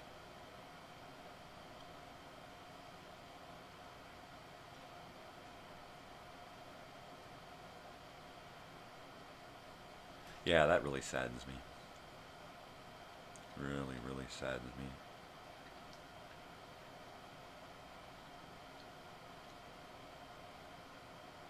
Good feelings gone, right? You got that tweaker that you've just known forever and thought, no, they couldn't possibly still be like that. I mean, come on, you're almost 60. How could you possibly still be acting like a little fucking kid, right? I mean, grow the fuck up. You can battle all of these demons, but you can't walk away from this fucking garbage, this thing that just constantly seeks to destroy you from within and without. And you can't give it up. You can lie about it and pretend. You know, all you're doing is lying to yourself, you know, because nobody believes it anymore. And if they do, they're probably tweaking too, right? Yeah, we're good. We ain't doing tweak no more, right? Right. I can't believe I fell for the bullshit. I can't believe I fucking fell for it. You know, I guess it's because I wanted so badly to help a lifelong dear friend. Does it take away all of that past? No. But at a certain point, there's nothing else, right? Yeah, that person is dead to me completely dead to me. As far as I'm concerned, they died back in the 90s when they could not stop doing speed. And the last 30 years of them continuing to do speed, they're just dead. They're just dead to me. The person that was here, that was just a corpse. You know? That was just a fucking corpse. And, you know, thankfully the corpse got too stinky and the maggots drug it away. Because, I mean, that's just wrong. You know? You ask for help. You get the help. You shit on the help. You ask for help again, beg for help, and you get the help again, without question, without hesitation. And what do? You shit on that help again. And then shit on the people who give you the help. And then get pissed off and say, fuck you, it's your fucking fault. Huh? You should have known better than to fucking help a tweaker, you dummy. I mean, that's the way I felt. They just threw that right in my face, like, you should have known better. That's exactly what they said to me in my head. You should have known better than to help a fucking tweaker. You knew I was going to fuck you over. I fucked you over before. I'm going to fuck you over again. I'll be back to fuck you over again. I don't think so. Ooh, I don't think so.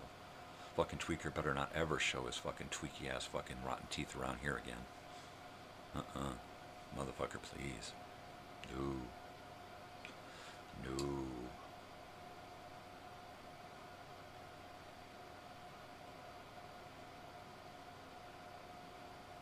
Maybe I should have tried shaming, right?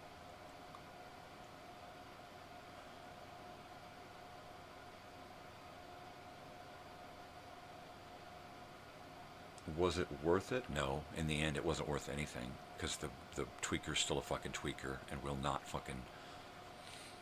not see anything other than the fucking tweak lifestyle.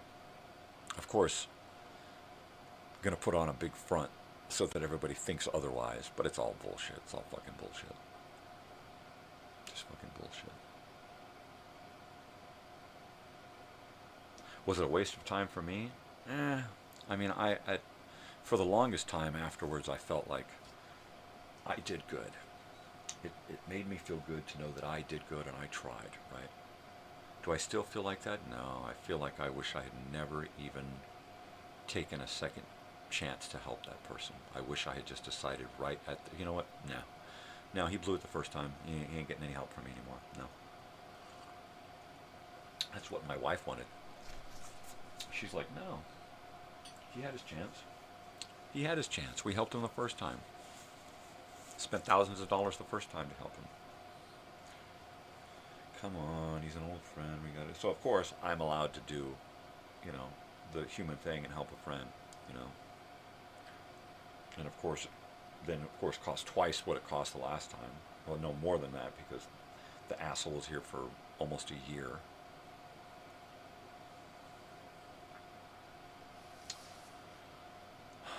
So yeah, it was a waste of time. It was a waste of money. It was a waste of my time, because I had just started getting into YouTube stuff when all of a sudden Mr. Tweaker wants to be rescued again. And so I drop everything. And I actually put my entire life on hold for a year to try and help this person rehabilitate and get out and get his shit together. And as soon as that person just walked out of my life without so much as a fucking how do you do, or a thank you, once again shit on, I just immediately threw myself right back into my work and got right on YouTube Live within a week, because I had to. It was self-preservation, you know. It was like, man, I should not have ever fucking, I should have just continued to do my shit and told the guy, yeah, well, you know, if you ever show up, you know, you can stay here for a couple of days. And that's all I should have fucking let it be. Instead, you know, I went out of my way to be the guy and got shit on for it. So never again am I gonna, I don't have time. I don't have time left in my fucking life to help people who aren't capable of fucking helping themselves. Period. The asshole had no intention of bettering himself. He just, his whole intention was a vacation at my expense. And at first, that's what I wanted. I wanted the guy to completely detach and detox and separate himself from what had gone on. I made it too fucking easy. Fucking tweaker. Just, you know, all he could think to do was to just take advantage of the situation and advantage of the people. And that was it. It's a free meal, you know, and so he could just sit and mize his fucking money and spend it on his own little fucking world, you know. Well, that's fine. If it's your world, if you're living in my fucking world, get your shit together, you know. Do I really have to say get your shit together? Really? Almost 60 years old, and I have to tell you to get your shit together. You can't think through the fucking tweak anymore, which is it. Don't tell me you've got a fucking sickness, motherfucker. Your sickness is you're fucking lazy. And you're disrespectful, discourteous, you know. And ungrateful. Fucking ungrateful. It's just everything says tweaker, right? Fucking user.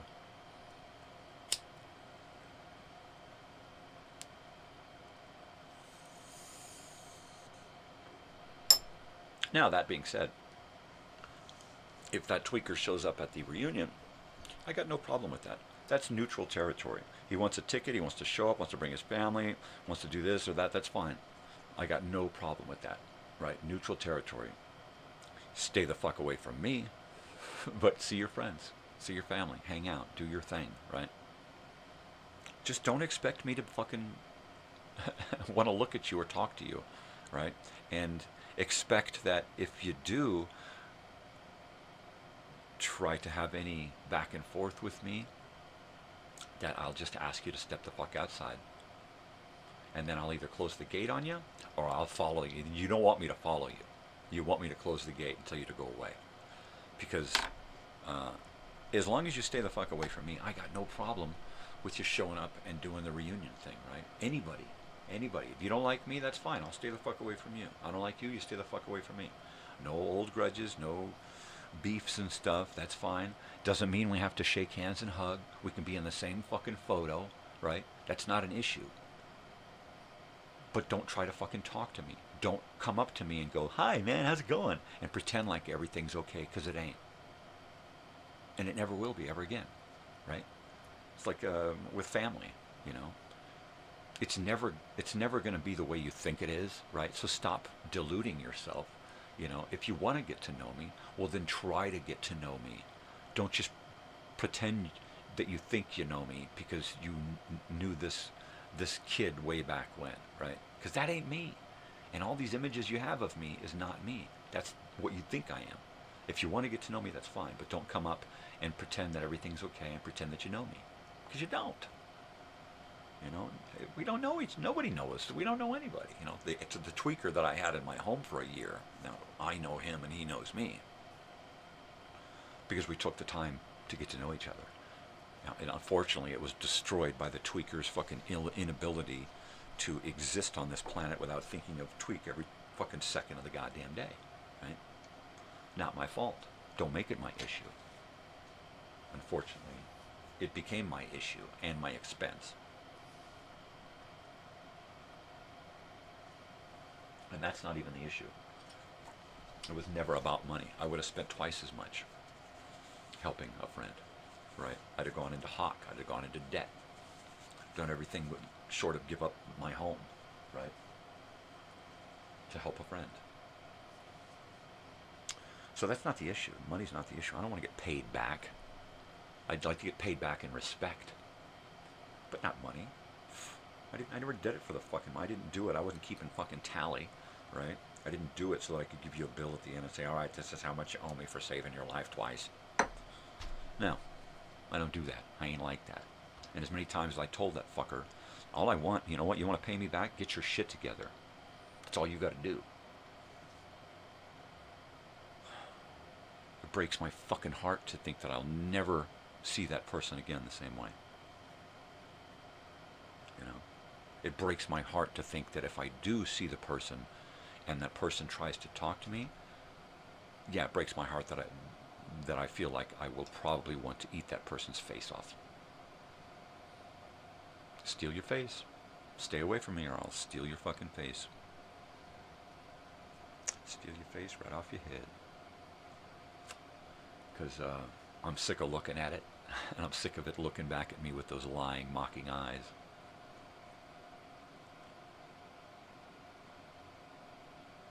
Fucking horrible fucking people.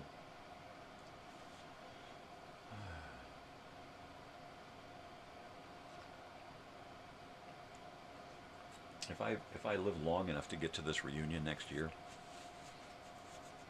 which I say this every year after my birthday, well, I got another year. Am I going to live this year, right?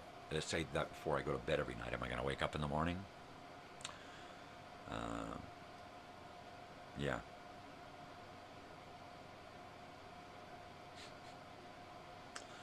So, if I'm around next year, right?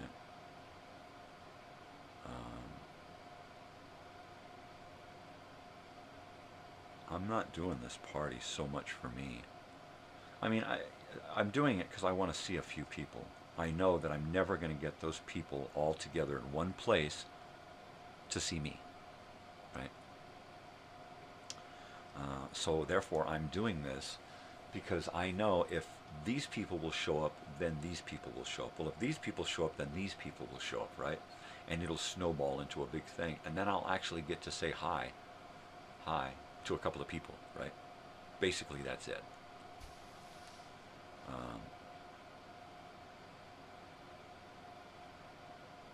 Wow. And I just hope I make it, right? I just hope I make it.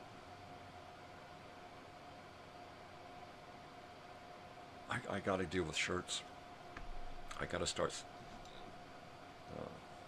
advertising donations for shirts. I got to do it. You got to get your shirt. Get your shirt.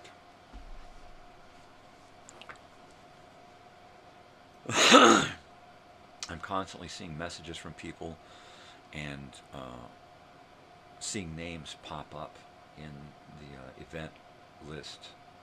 People who are interested and stuff. I'm seeing a lot of people pop in there who I have no idea who they are. I ain't got a clue, man. But everybody else knows who these people are, right? And everybody else is excited about these people showing up. So it's like, hey, something's happening. Something good is going on here. I might actually get to see that half dozen or a dozen people that I want to see. The core people that I remember, you know. integral to my group back then, you know. Because my brother and sister, well, my sister, I hope will be there, and hopefully she won't not come because it's my event, and it's not my event, it's her event, it's your event, it's their event, it's everybody's event. It ain't my event. I'm just the guy putting it together. So if she doesn't come because of me, that's on her. But I'm hoping that she comes, because if she comes, she's going to have friends and her own little core group, and then my brother and his, and then everybody else has got their little group of people that they remember the best, you know. And to get all of these people together is going to be really, really heavy, you know. So I'm hoping that it just keeps going and going and going. In fact, let me turn on my Facebook here and see what I can see about the event, and see if anything has changed.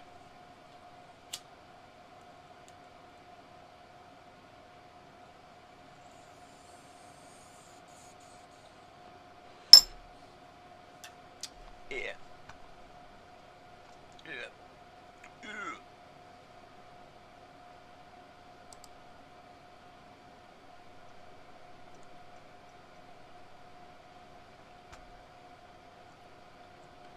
Man, what do we got here?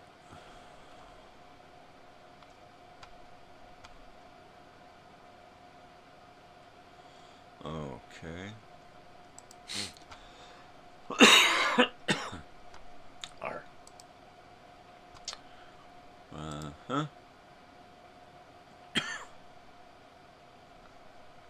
A friend of mine asked, hey there, just curious on what kind of music is going to be on the reunion. I know of a couple of bands if needed or wanted. So I said, we can always use more cowbell. Shoot me a message.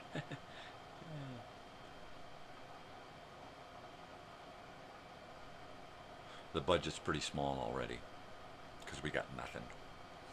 I'm gonna have to get some shirts fronted to me. Hey man, front me some t-shirts on so I can start selling them. Now I'm gonna have to get some sample shirts made, hopefully with whatever, you know, cheap ink and shirts are available. I can always do that, throw a graphic over a picture of a t-shirt and say, look, this is what the shirt's going to look like. Buy a shirt. Which I might have to do that. Have them create the graphic, create the screen, and then, all right, give me the graphic, and I'll pose it over a picture of a t-shirt, and I'll use that and get some orders in, and then we'll print a bunch. Because I got to mix the ink, right? And I can't afford ink.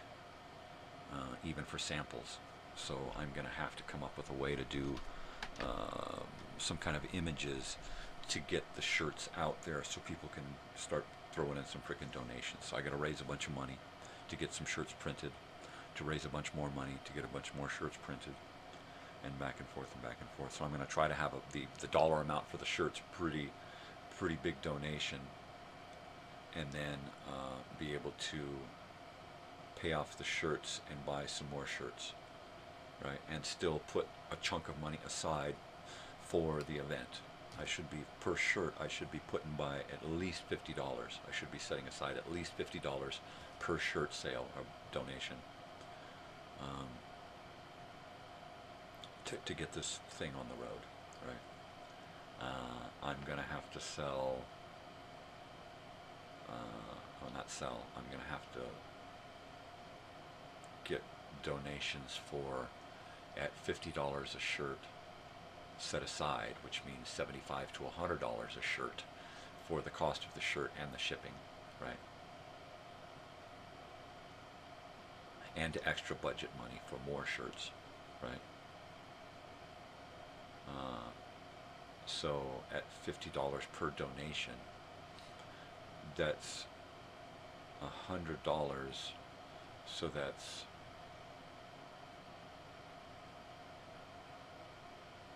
$50 shirts to get to $100. No, to get to $2,500. 50 shirts to get to $2,500, which will just take care of the first band, right? and another $2,500 to take care of the rest of the entertainment for the weekend. And so we're looking at about 10 grand is about what we need to raise for this thing.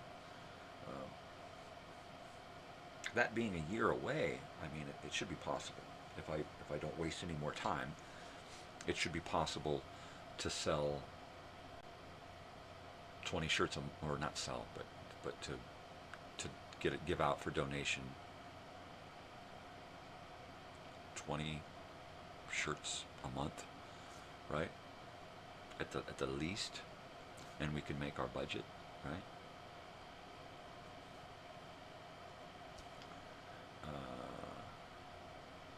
No, it's going to have to be more than that, right? In order to make our budget, we're going to have to sell at least 25 to 30 shirts, not sell. I'm just going to say sell, all right? We're going to have to gift out that many shirts for donations. The donations are going to have to be $100. You donate $100 and you get a shirt.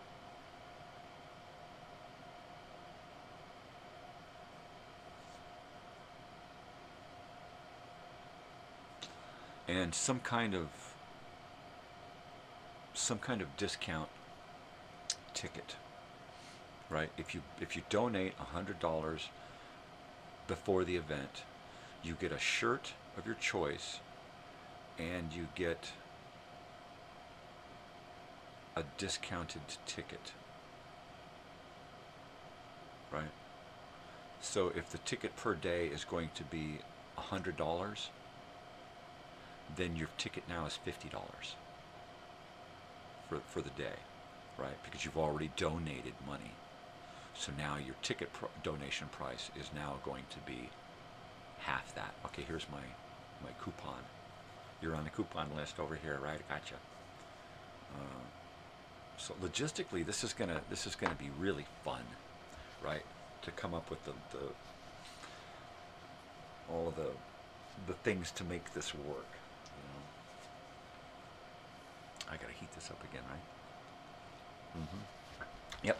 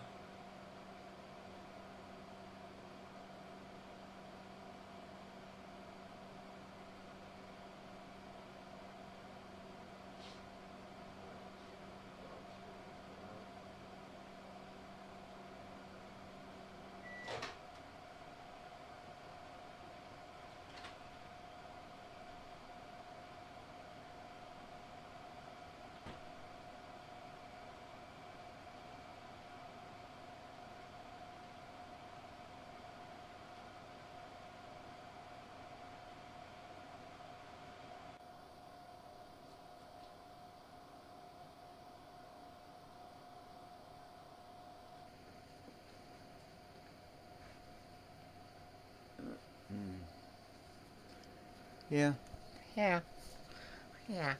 Definitely, Vern. Definitely. You're a good dog, Rita. Good dog, Rita. Oy. No dogs. They all want to stay in bed, which is fine. Just please stay in bed. Even Big Face over there is in bed.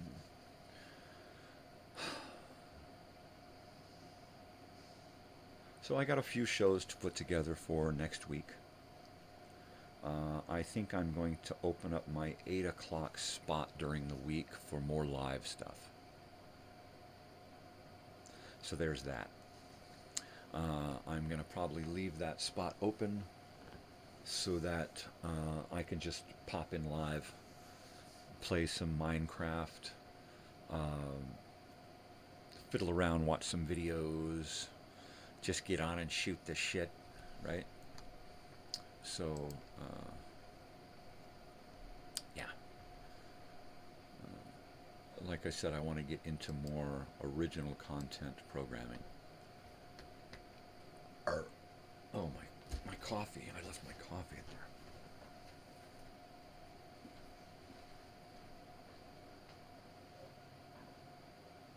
there. All right. There we go. So,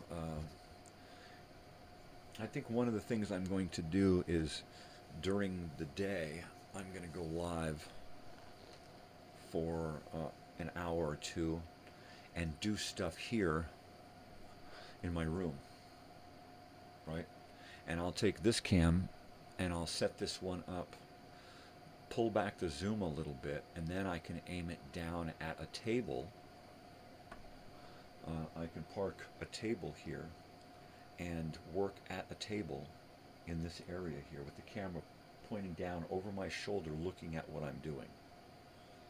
And that'll give me the opportunity to do 8-track repair live on camera, stereo repair, work on machines. I may even do some digitizing of family videos and stuff live on the air, and kind of open up the programming a little bit to more me, right? Because even though I do a lot of mustache hairs, even though I do a lot of borrowed programming, borrowed content programming, that stuff is still me, all right? When you're watching, As Boys Grow, a movie about childhood puberty, that's me. I'm one of those kids, I'm the kid that was in the classroom sitting there watching this film, in the 70s. The only trouble was, and the big difference is that none of these kids knew half as much about sexuality as I did. In fact, I probably knew more about sexuality as a little kid than most of their parents, right? And that was the scary part.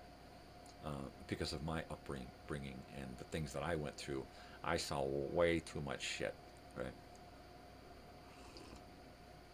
So you look at these educational films not only from your own point of view and then retrospecting back to your point of view as a kid, but then see it from my point of view, and then try to imagine my point of view skewed by an overabundance of carnal knowledge at an early age.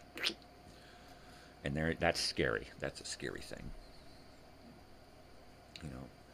Other kids are, may be sitting in class at the desk with a boner because Peggy Sue's looking hot today, right?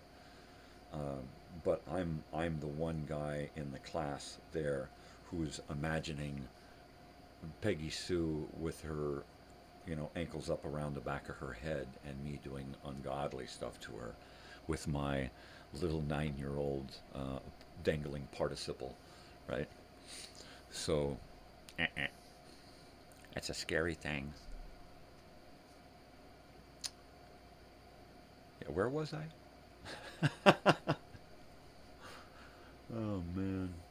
So anyway, I'm going to be going back to a lot more original content starting this fall, which will probably mean some story time where I'll just sit and I'll decide, you know what, I've got a story to tell, and I get on and then I just unload.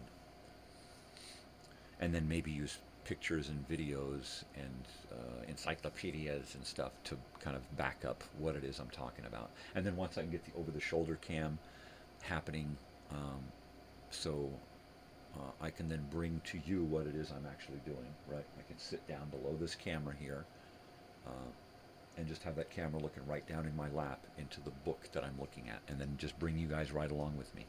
That's it. Just like that. Easy peasy.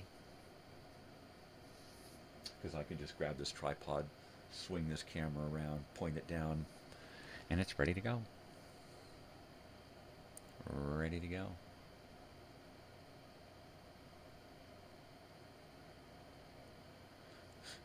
Yeah.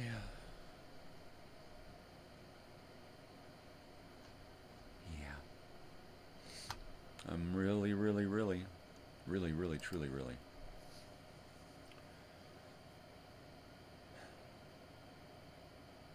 So let's see, it's the weekend. concert to go to tomorrow, but it's not going to chew up my whole weekend. It's going to chew up most of tomorrow night. Well, we'll probably be heading out of here by 4.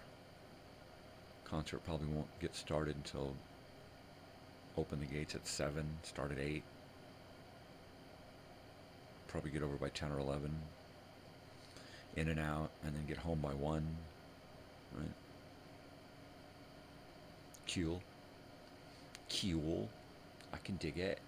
Yeah. But I'm gonna have to get this. I have to put this room together a little bit. I think I do want to make a camera mount for this camera back here. You can just wrong one. You can just see the tripod here, little tripod leg. I think I want to get that one up on a camera mount like I've got my other one.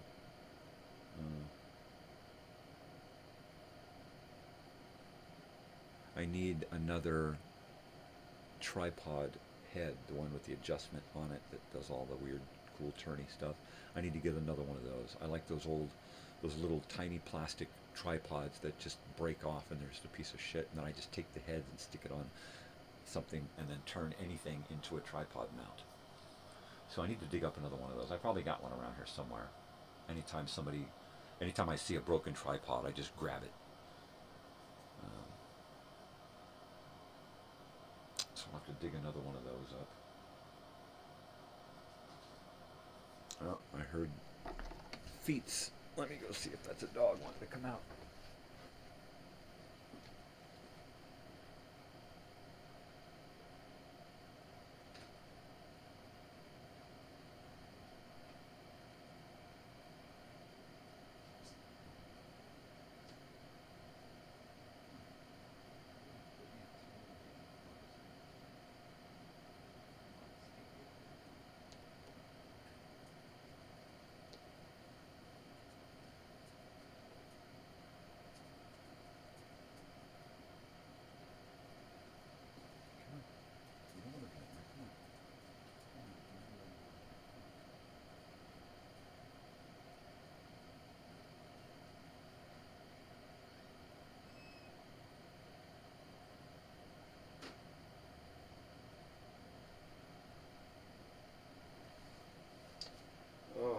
I'm on dog time now.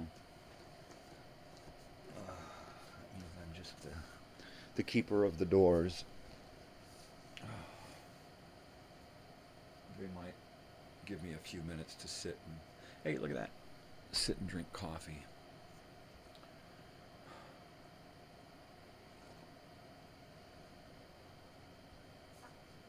So one thing that I know that I need to start getting into doing is labeling every episode with the content in that episode. So I think this fall, with my new programming, I'm probably going to start creating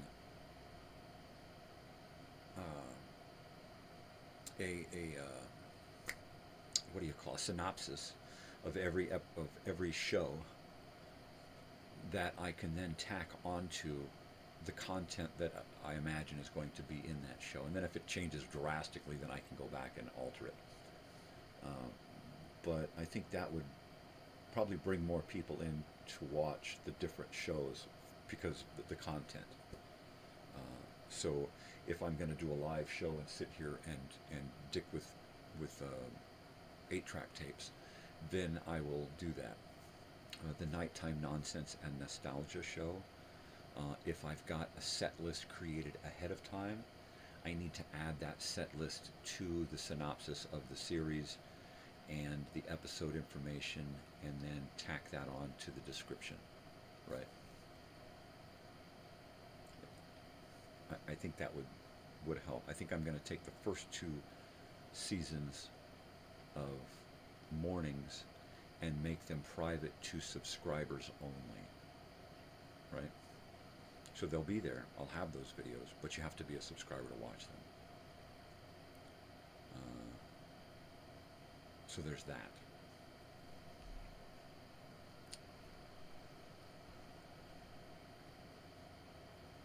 let's see, what is my other channel stuff going on here?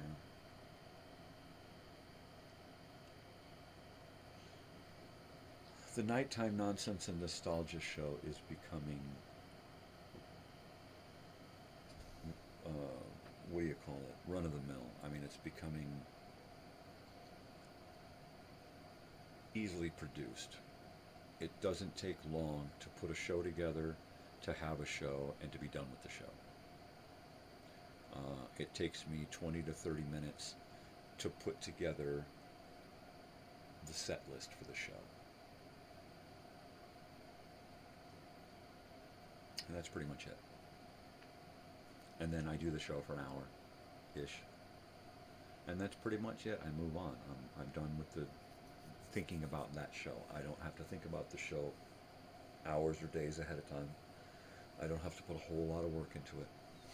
I think I'm going to have to sit down and figure out how to use my equipment here so that I can bring up more graphics during my videos, during my live videos. I can pop graphics up onto the screen without having to switch to the computer to do it. Bring it right up on the screen in front of me, right over the top of me. You know, crazy old weird bearded guy hanging right here. Right? And I think that's going to help the channel big time. Being able to record my stuff here is going to help. Really going to be able to help. So at some point, before too long, I need to invest in an external hard drive. And I mean a really beefy one. I love those Toshiba external hard drives. I've got 2 of them. They're really reliable. I'd like to get one that's just fat, that's just got terabyte after terabyte of space, so that I can just fill it with all my live shit, because I've got so much of it. And then if I can take it and condense it down and zip it up in little files, you know, that's even better, and save space, right? Because I just want to store it. I just want to bring it in, bring it home, store it, make sure that it's here for posterity. You know, it's like my family home movies and photographs and my father's old reel-to-reels and videotapes from college and stuff.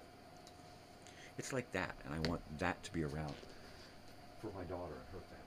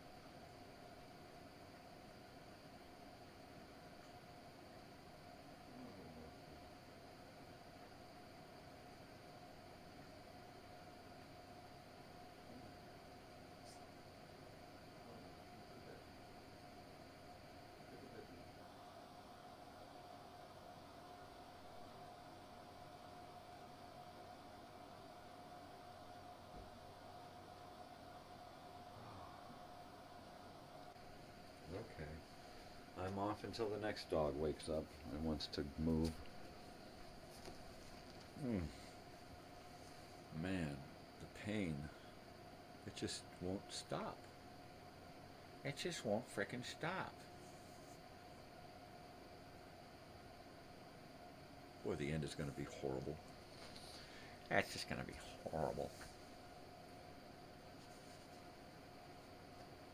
I'm already thinking about hospice. Get some drugs up in here.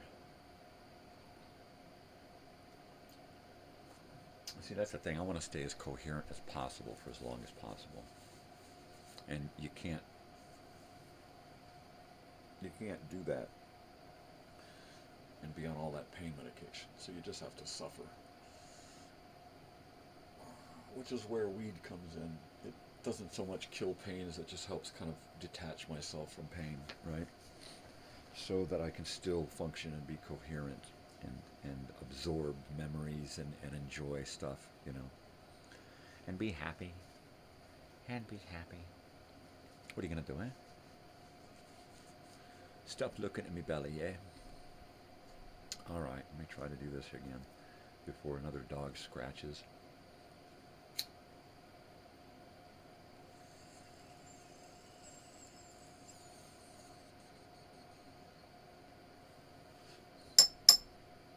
All right. All right, come on now.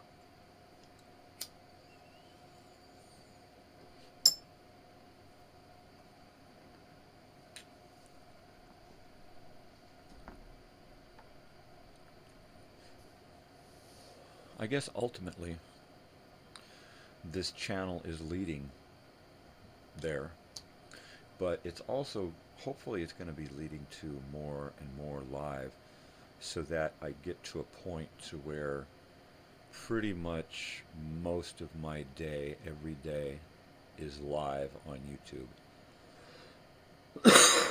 At least when I'm here. I don't like so much doing the live out in the world. I kind of feel weird.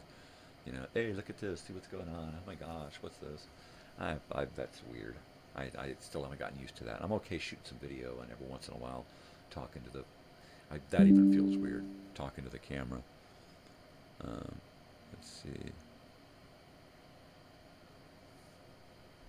What does this mean?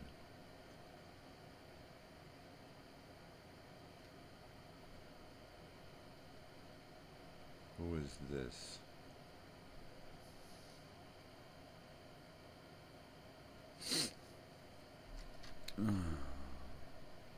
Yeah, I don't want to answer it here.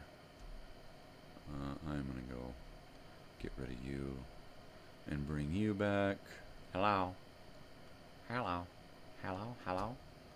Hello. Hello. Hello. Hello. Hey, there we go. Okay. Let's see. I will answer this lady here.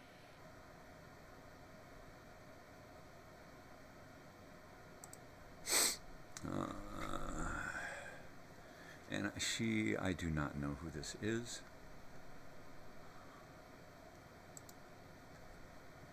This is not an alumni reunion. This is a private, in capitals, invitation only event.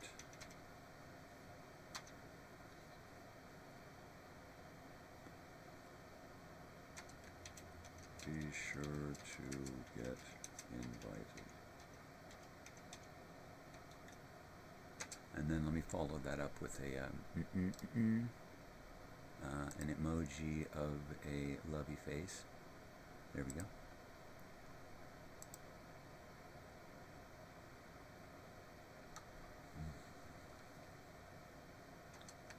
Mainly the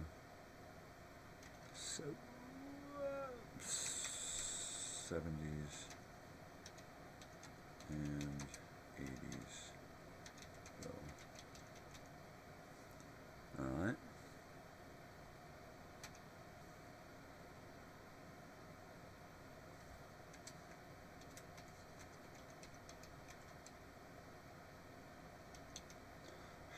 However, love to get a tour set up for the high school and or junior high. Winky winky.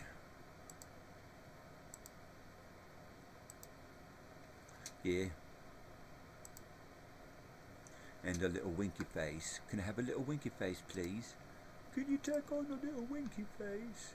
Where's me winky? Wee Willy Winky. Hello, Winky. Where are you? There's Winky.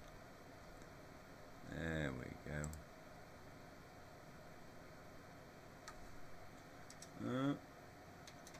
See you in the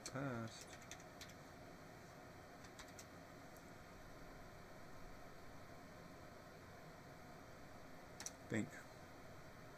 And that's it.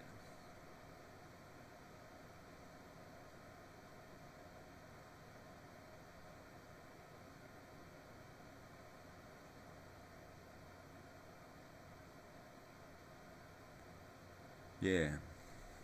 So yeah, if you're not invited, you're invited. You just have to get invited. So once you're invited, but you have to be invited to be there. And that's just so we know who's coming. You have to be invited. If you're invited and you say that you're coming, then we know who's coming. You can RSVP, whatever, but we need to know who's coming. Right? That's it, basically. So invitation only, so that we know who's been invited and who's accepted invitation, who's decided, yeah, I'm definitely coming, and who's decided, yeah, fuck you guys, you're all nuts. So there. Yes, it is August 15th through the 18th, 2025. That is the reunion.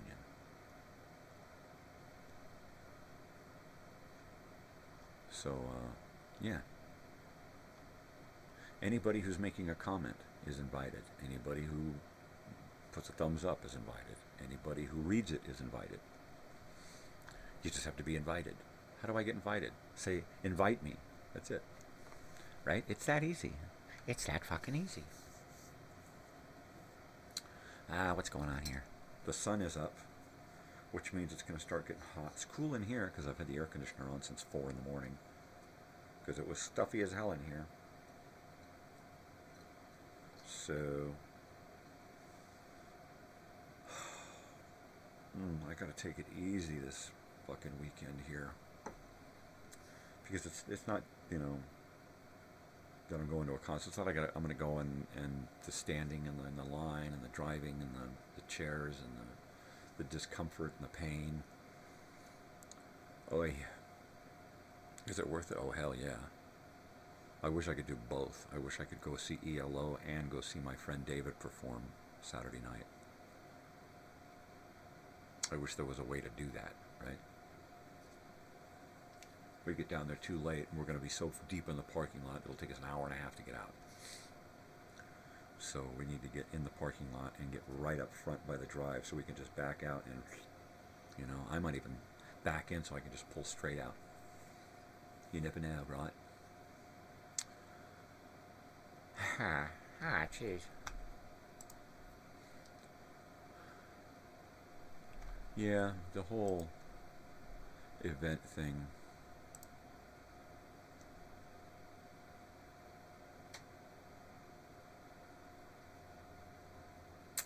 Let me get, okay, so the amount of people going is still around 12. Still about the same people. The interested is 70. It's gone up from 68. Invited is gone up 8 from 620 to 628. So more and more people are getting invited. More people are interested. It's slow going. I think more and more people are going to be more likely later on to say, yeah, I'm definitely going. Or, man, I wish I would have planned for this. I didn't think it was going to be this big. You know, I didn't think all those people were going. So I need more of the interested people to say, yeah, I want to go.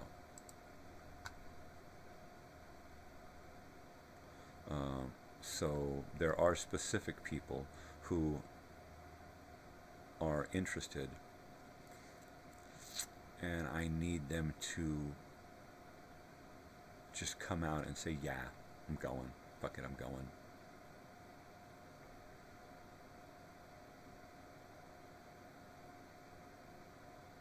Fuck it, I'm going. I mean, there's just so many names here of people who I haven't seen since high school, right? I mean, friends and bullies alike that I cannot wait to see. Especially some of those bullies, right?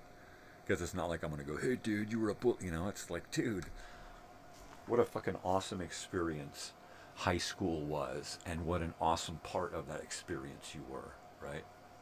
You can't go through high school without bullies and without nerds and geeks and girlfriends and ex-girlfriends, and it's just, right? It's the color of the experience, right? So do I hold any grudges toward, like, bullies and those people? No. Dude, remember when? Yeah, I can't wait. That's going to be great. Fucking great. I can't believe I have to warm this coffee again. I need a self-warming cup. I need one of those little trays you set your hot plate. Set your cup on. Yeah.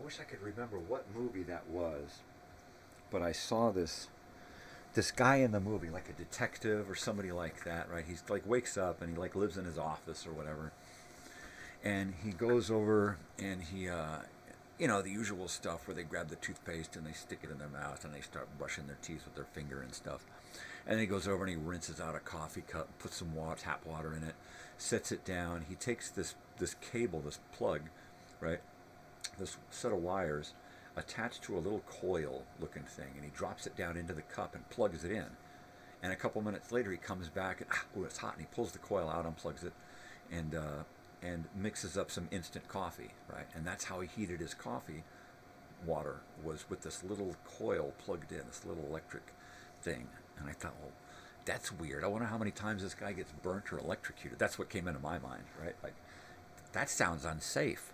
Electricity and water. Yeah, let me buy one of those.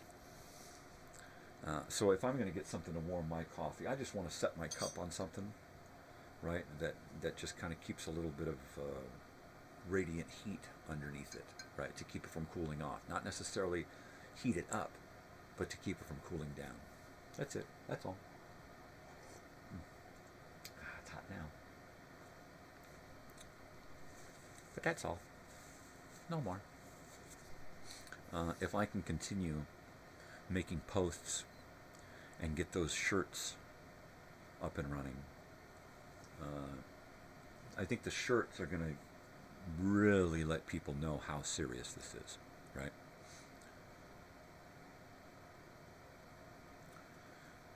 And put a sign there that says, remember, when shirts are available, I am the only one you can get them from. Don't fall for bullshit. Don't think you're buying a shirt for this when you ain't. Because this ain't no alumni thing. It ain't no cruise. It ain't no high school dance reunion. It's none of that. You know, it's a private function. We're raising money for a bunch of friends to get together and just have a good party in time. That's it. And that doesn't mean everybody's going to get friggin' plastered, because you can't enjoy yourself if you're flat-faced in the fucking dirt, right? Didn't we learn that 30, 40 years ago, right? So hopefully everybody's grown up since then, and the people that haven't will just stay the fuck away. Keep your, crack pipes and your beer bongs at home,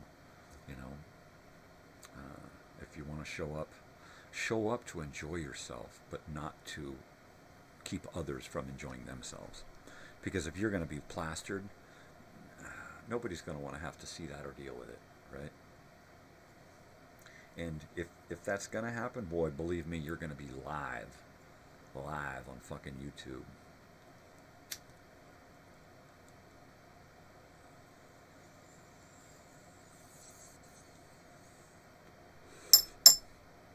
So there will be a portion, or at least one camera at all times, that will be facing the stage and some of the grass, and that will always be live during the event, right?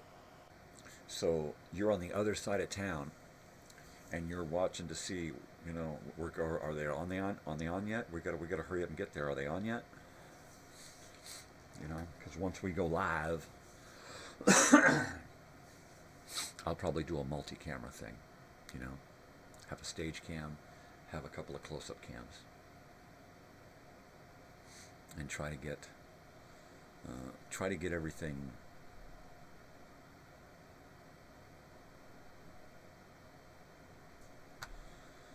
recorded for posterity, right? And especially for those people who aren't going to be there. I mean, we want them to be a part of what's going on, even if they can't be there. So there might be a little video booth / photo booth where you go in, and when you go in to get your photo taken with your pal, and you get your little strip of 4 photos, right? Have a cam in there so that when you sit down, you're being recorded, right? So that those moments are then saved as well. I don't know how to do any of this stuff. It's all, you know, where do I get a photo booth that somebody can bring in, drop off, and make work for the weekend, and then come and pick it up when it's done, right? And coin operated, everybody will pay to get their photos, right? And it's just a good place to get a whole bunch of photos in one weekend, and for somebody to make a whole bunch of money on one little vending machine for one weekend, you know. So I need to find a photo booth. It's possible we're going to use that photo booth for yearbook photos. It's also possible that one of our guests will volunteer to take yearbook photos, right? Here's the list. Sign up on the sheet for yearbook photos. If you're going to be on the yearbook, please do a yearbook photo, because the following year you're going to get sometime between the end of this event and the beginning of the next event, you're going to get an opportunity to buy a yearbook, right? And then you can bring that back with you on the second year and have people sign your yearbook from the previous year, right? I'm just spitballing it here, but doesn't that sound fun? Doesn't that just sound peachy keen, right? Who the hell is this guy? And why does he talk like that? He talks funny. I surely does. Surely does. I think I talk more different than anyone I know. I don't know why I talk like this, all right? I don't know why I say the things the way I say them, the way I string words together. It's just the way I am. Why do I use big words? Because they don't feel big in my mouth.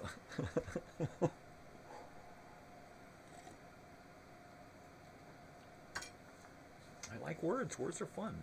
If you're going to talk, use words. Don't just say the same things. I mean, they say that men have such a limited vocabulary.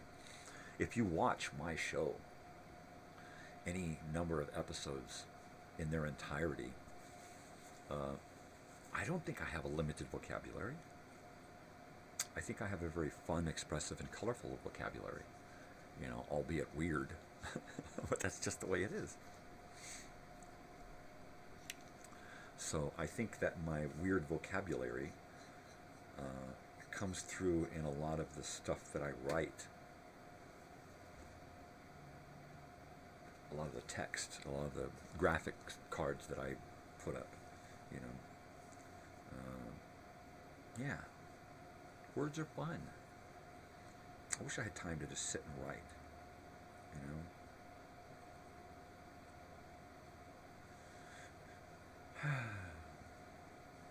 There's so many things that I want to do that are never going to get done. And most people would try to push them off onto their kids. Look, here are these things that you got to do. You got to do this with your life, and you got to do that with your life, and all of these things that I never could do. You got to do them now. It's all up to you now.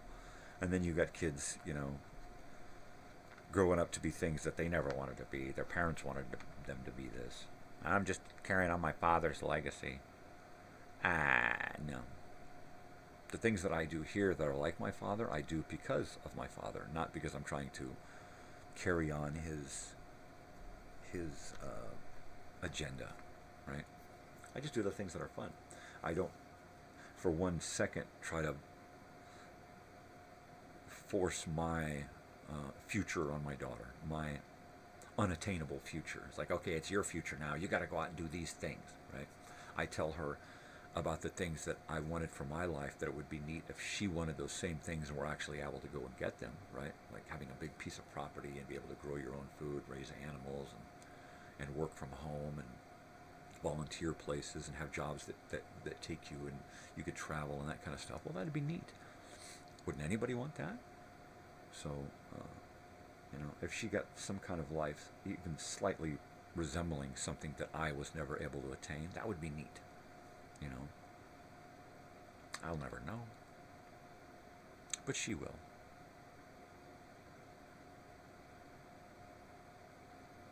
Like, I think my father would have had fun had he been able to do something like this on YouTube.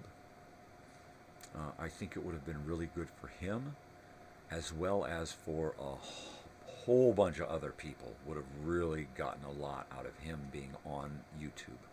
Way more than you're getting out of anything that I'm doing here. I think he probably would have just knocked it out of the park. With like the nighttime nonsense and nostalgia. Yeah, he could have totally killed that. This morning thing, just getting on here and rapping, he would have had it way more together, and he would have had, like, today we're going to talk about this, right? He would have really gotten into it. Me, I just come in and spitball it every day. It's like, all right, what am I going to do? And then by the end of the show, sometimes I got it together, and it's like, God, I can't stop. But,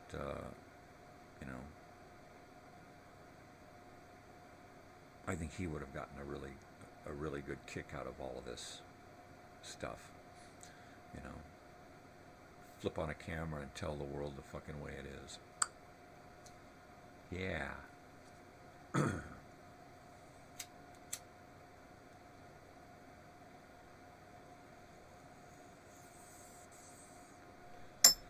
I mean, if I had to plan every show, this show and the next show and that, pardon me, I wouldn't have time in between to do anything else but plan these shows. All right, I'm going to write a script. I'm going to put together an idea of what I'm going to do. I'm going to write down my topics. I'm going to research a bunch of shit. I'm going to pull together a bunch of graphics and video and photographs for the... It would totally eat up all of my time. The way I'm doing it now is I'm freeballing it. I mean, I'm just letting it hang out there and seeing which way the wind blows. And I don't want this show especially to be scripted. I mean, for the most part, the nighttime show is scripted by whatever music I play, right? Whatever commercials and stuff. And then I can kind of use my words to play around in there. But I don't get a whole lot of time to do anything like that. I get a whole lot of time here, 3 whole hours to just sit and vent, bullshit, throw ideas up against the wall and see what sticks. So, I'm not going to change this show. This show is like just fine the way it is. The nighttime show, fine the way it is, and could probably take a little bit of tweaking as far as visuals. Like, eventually I want this radio to light up in that little box, that little square box. I want there to be a nice wood grain finish on it. I want everything to look like it's brand new. So we're going to age it backwards. We're going to take it back to its youth and make it look young again. And then I think I'm going to get a little TV to set there. Believe it or not, I've got a small TV that would fit right in there between the Kennedy boys, and not interfere with anything else. It should go shoulder to shoulder, about halfway through each of their shoulders. Should be, yeah. There should be a little tiny TV sitting in there. Yeah. Now, there is a TV there right now. There's a Watchman sitting right next to Budman there. and I can put a picture on that. I can pipe in a VCR picture right now, but the screen isn't perfect. It's got half of the screen. It's got lines running through it, and I don't know why. So I'm just going to leave it. So I'll try to get that little tiny TV that I have and get that working. I'm going to have to pull it apart, clean it up, pull the tube on it that's blown, and see if I can find that tube. That's it. And then once I find that tube, then I can probably replace the tube that's going out on this other big TV over here. I'll get this other TV up in my cabinet here. So at some point, I do want to have some more live content, because the live content is the easiest content to produce. When I have to shoot video, find sound, edit, create, it gets really, really time consuming, right? And the live stuff, like I said, takes almost no preparation. The most preparation I do is creating these openings and closings, and starting early, right, to make sure that the technical stuff is working right. That's it. So if I can get into writing basic synopsi for each show, each series, and then be able to actually post in the description what is happening on that particular episode, right? I think that's going to be more beneficial to viewers, and to get people, well, look, he's got all these things going on. If they type in something, they'll find it better in my keywords, you know. You know what I'm saying. Ah, jeez. I'm just going to keep doing this because yesterday's pain, I do not want to come back as strong. It ain't gone yet, and it ain't ever going to go away. So all I can do is just try to leave it in the other room and sneak out, and hopefully it'll stay in there sleeping and won't bug me too much. Why didn't he just take pills? Man, I did the pills. You ever try taking those things for months? You can't poop. You got to do all kinds of other stuff. You got to eat this, you got to take laxatives, and you got to, it's just fucking horrible. That's already destroyed me. 18 months of doing pills. It's like that 10 years I did doing antacids. Destroyed me. Who knew all you had to do was eat a few apples and you're done, right? Psh. Oh, did that piss me off? Doing 10 years of antacids, just dying horribly, feeling like crap all the time. And then finding out that all I had to do was eat apples for a couple of months. And it fixed it. And I know I never have to take antacids again. I haven't taken an acid in 10 years. Why? Because I ate apples for a couple of months. That's it. Apple in the morning, an apple at night. An apple in the morning, an apple at night. An apple in the morning, an apple at... That's all I did for a couple of months. Within days, it was gone. Right? And I just ate apples for a couple of months just to make sure. And then I don't eat apples anymore. I don't eat apple because I don't have acid. That's it. Every once in a while I get a little bit because I ate something that bugged me, right? And as long as I don't go lay down, it'll go away.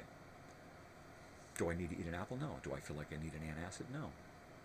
Why? Because I got fixed. I fixed myself with apples.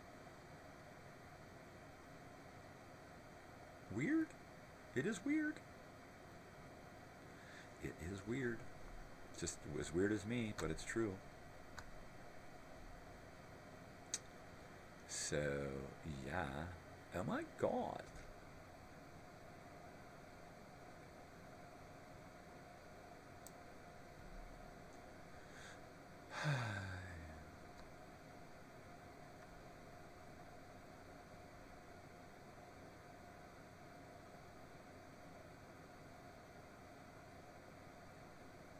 Yeah, this whole event thing.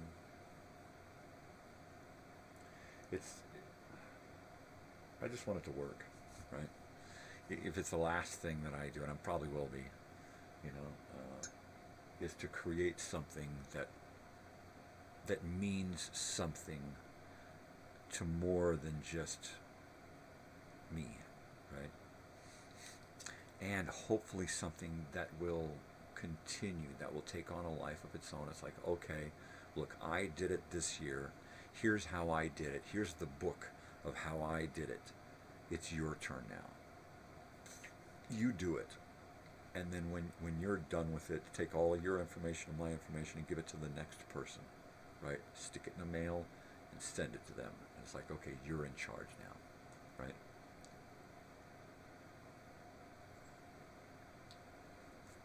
Send it in the mail to a couple of people so that no one person is responsible, because it's a big job. Look, this is how I'm doing it. This is how it's done this time. Learn from everything that happened this time and create a better one next time. Right? I'm still hoping that we can find a house on the beach with an entire 5-acre beach, right? That's a lot. Well, I mean, a big piece of property that goes all the way down to the beach, something that we can put tents and motorhomes and trailers and a stage and canopies and a big lawn and set everything up there privately. That would be perfect. All right. Holding it at the West Marina is just next to perfect. Everything is there. Everything that we need is there, including the lake and a big piece of property on the lake. And as long as we get there early and let them know, look, we're going to be here on that day to start setting up. Please don't let anybody park over there, because it's a private event and we can't have anyone there that's not supposed to be there. So when we show up on the Tuesday or Wednesday to start setting things up, we're going to partition off that whole area and keep it to ourselves, right? It would be great if I could get somebody to set up a construction fence this side and down this side and leave an opening for sawhorses and a place to allow people in and out. You know, there's a sawhorse there, there's a table. You know, if you want to go through, let's move the wood over the top of the sawhorse, bring your car through, okay, let's put it back. And do it like that, you know. Otherwise, it's just going to be, caution tape, which probably won't work. You know, and it's a few hundred feet of fence, you know. So if you're looking at renting fence, renting a lawn, renting this, that's a lot of money. That's worth. So we've got to save we got to raise like 10 grand, right? And half of that is going to be going to entertainment and making it feasible to have the entertainment and probably a lot of the food. But the other half of that budget, you know, has got to go into putting all of this on. You know, we got to build a stage, we got to have a lawn, we got to have a fence, we got to have lights, we got to have generators, we got to have toilets, we got to have all these things, you know. We'll take whatever the park can provide, but, you know, we're going to have to really spend to set it up. If we were to get a house, it would just be the expense of the house, right? Because then we could set up the stage on a porch, on a patio, something. We can use the electricity from the house. We'll only have to get 1 or 2 porta potties because the house will have 2 or 3 bathrooms, right? We won't have to worry about setting up an outdoor kitchen because it'll have a kitchen. We won't have to set up a yard for the kids because it'll have a yard, right? So, you know, it's really important to try to get that house. And there's not many houses on the lake that will fit the bill, that aren't already rented out or in use, or an expensive vacation rental. We can't spend $2,500 a night on a vacation rental to put on something that we're only going to be able to raise $5,000 or $10,000 for, right? It's just not possible. It's just not possible. And if it becomes too expensive for people to donate, they're not going to want to come. They may donate to get a shirt, but they're probably not going to want to come because they're still going to have to pay to get in, right? So it depends on how much money we raise. If we raise 10 grand in donations through shirts, the ticket prices are going to be so low, right? If we raise extra amount, we'll just rent that fucking Airbnb for $2,500 a day with the 8 rooms and the 6 bathrooms and the giant yard and all the beach, right? Fuck it, let's do that. And if it can get that crazy, well then imagine what it's going to be like the following year when we have to rent an actual venue to put this on and actually hire, you know, actual bands from the past to be there, you know. Yeah, I mean, it would be nice if we had Billy Idol show up and do a set, right? That would be bitchin'. Oh, there you go. See? Somebody just answered who was in that band Megavolt. And Hiram replied,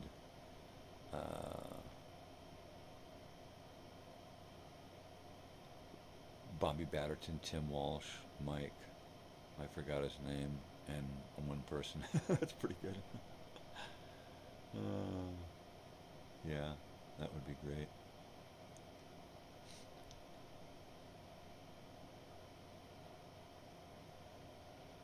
Uh-huh. So, Tim Walsh should be invited then.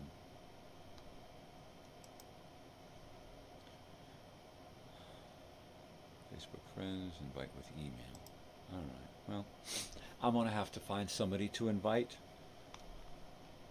Well, why don't I just go there then? Why don't I just go there?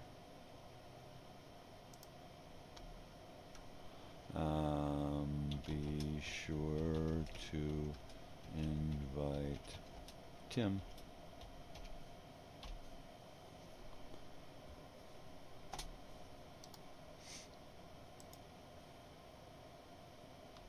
That's right. And let me get the old peace sign here, and then go back and get my lovey face. Peace and love. And be sure to invite Tim. There you go. Sure, he's busy. Everybody's busy. You know, that doesn't mean you can't think about coming, or at least say, hey, you know what? That'd be nice. Or decide that you're too freaking busy and then show up at the last minute. You know, that's even better. Surprise. You know, you hear about Friday night and it's like, well, fuck it, I'm going Saturday and Sunday. You know, fucking A. You know, come and hopefully we'll raise enough money in donations and shirts and stuff that when you get there, it'll be like a $5 kegger or something, you know, which like today's money will be like 25 bucks, right? That'd be great. You know, I hope that it becomes okay to have a keg in the kitchen, you know, and for people to show up and go in and grab a beer and go out and sit by the fire and not make it a big deal, you know. I don't want it to be a big deal for people to be drinking and smoking. I don't want it to happen because I want there to be kids there. If it turns out that nobody brings kids, well then yeah, we'll tap a keg, you know, we'll open up the smoking area, you know, and people will just have to be adult about things that they look down their noses about. If I want to be judgmental, I can look down my nose at people who smoke cigarettes and drink alcohol and use prescription medication, but I don't. To each his own. Do whatever you're gonna fucking do. Just don't make it my issue, right? There you go. So if it gets there, then it gets there. It would be nice to have a house to do this at, right? I don't know that I would stay in the house. I would probably have a room in the house and a tent outside, and probably do a little bit of both. Because we have a house, are we going to have dogs? No, it's still a non-dog thing. I love dogs. I'm a dog fanatic. I've got 4 dogs. I would love to bring my dogs you know, maybe I'll bring him down for a couple of days while we're setting up and then send him home, you know, before the event starts on Friday. And that's a possibility, you know.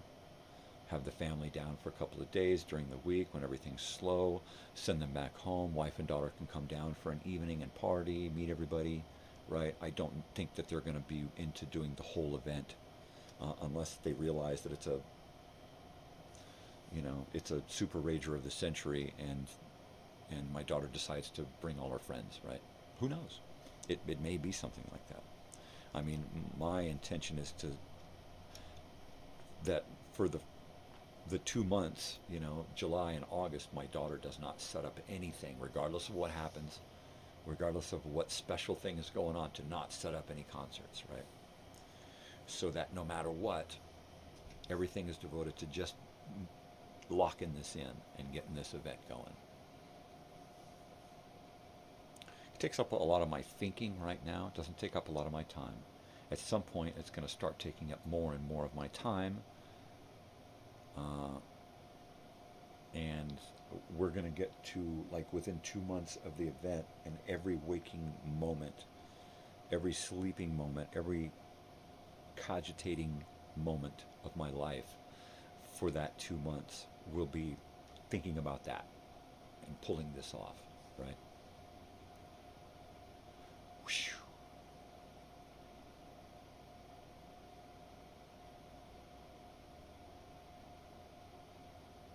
Yeah, I would just have flashed on an episode of Chips, where they're pulling off that thing in Malibu, where they're trying to get everybody together to play football, and it turns out to be a 5K bike race or something,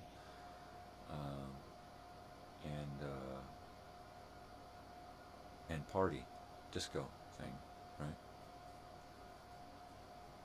Hey, they pulled it off.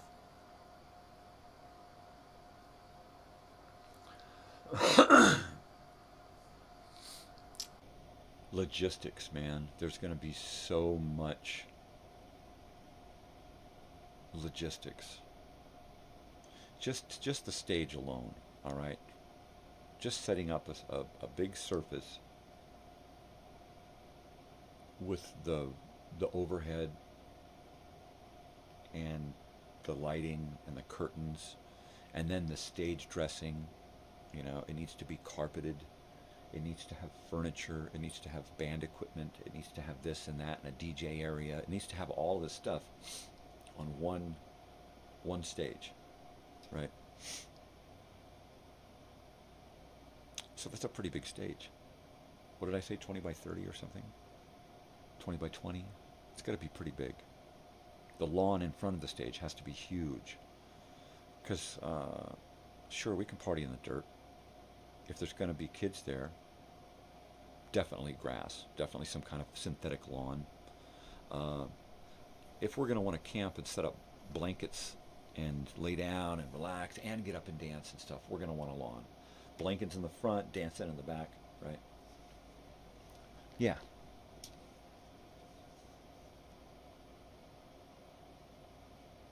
I'd love it if we had like a whole weekend of music where people just showed up, set up their shit, and played. A couple hours later, somebody else shows up. Are you guys done? Yeah, we're done. Next, you know, and all day long into the night till 10 o'clock.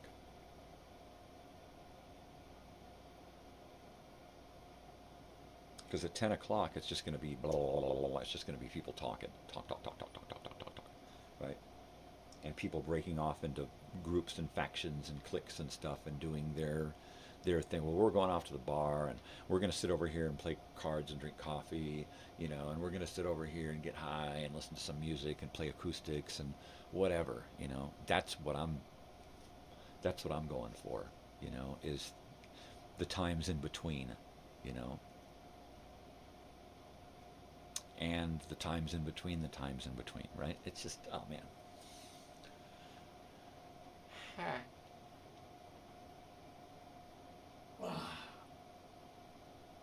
So I've got to go through and just start writing up lists, you know.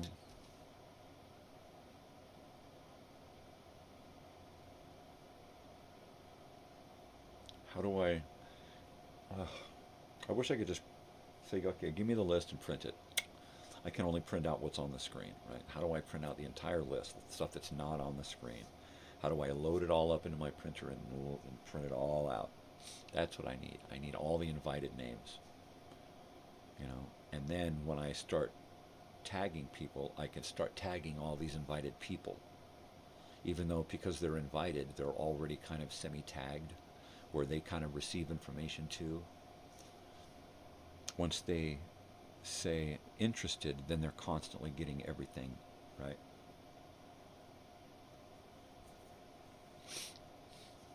Totally.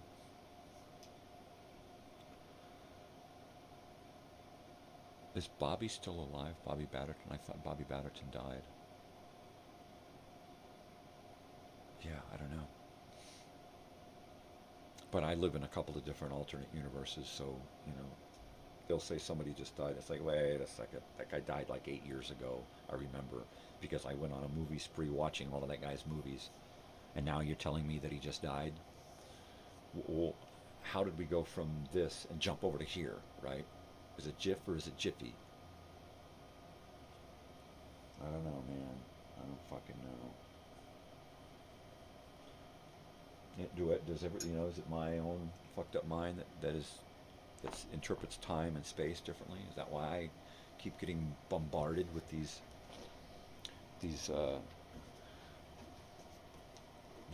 parallel dimensional shifts, right? Because it's fucking with my head, man.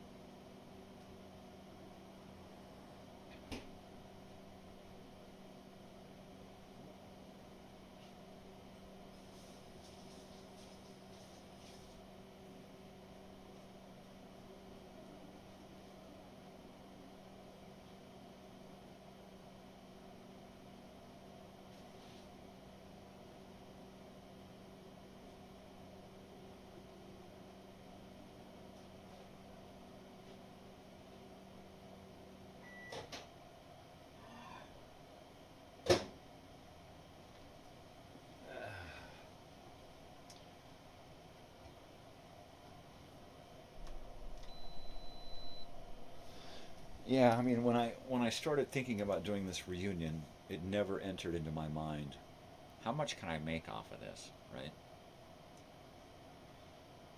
How many new friends I could make out of old acquaintances, that'd be neat.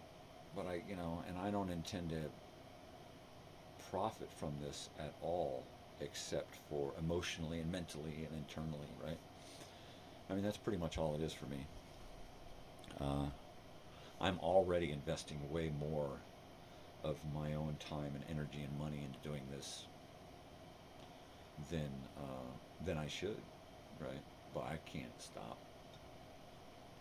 It's going to reach a point where I'm going to have to put other portions of my life on hold that pop up just to make this happen, just to pull this off, And I'm okay with that, You have to give of yourself, And I'm just giving back, right? I mean, I was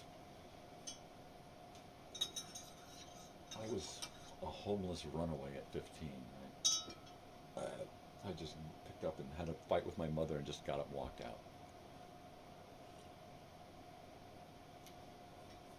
And then would only come back into the house when she was gone, right? When it was just my father. House, the motorhome, the bus, right? There's a house for you. And then popped in and out, you know, and of course I think she was around when we lived in a couple of different places, but for the most part I had already checked out of the family, and relied on a lot of friends and their families. So I'm just kind of trying to pay back into that past, right, as best I can. And if that means creating this big event for everybody else to come and celebrate, then I'll do it. You know, then I'll do that. Elsinore, it takes a village to raise a child. Elsinore and the people in Elsinore raised me, you know. My parents and family didn't really have a lot to do with it past the age of like 10 or 11, right? And then once I got into junior high and just decided, fuck it, I ain't going to school anymore for the last 6 weeks, I realized that, yeah, I was on my own, you know. So it was real easy at that point at 15 to just say, fuck it. I'm out. There's nothing here. There's no reason to stay, you know. I got more reason to stay in other people's homes, you know, even if it was just food and clean laundry and a place to do homework, right? And somebody who cared enough to ask, hey, do you need help with that? Do you need anything? Can I do a load of laundry for you? Are you hungry, right? Those things that eluded my home life. But that's okay. I mean, I probably get the blame for most of it. It's my fault that my home life sucked. I should have been a better kid, right? I should have been something else, the genetic mutation that I am.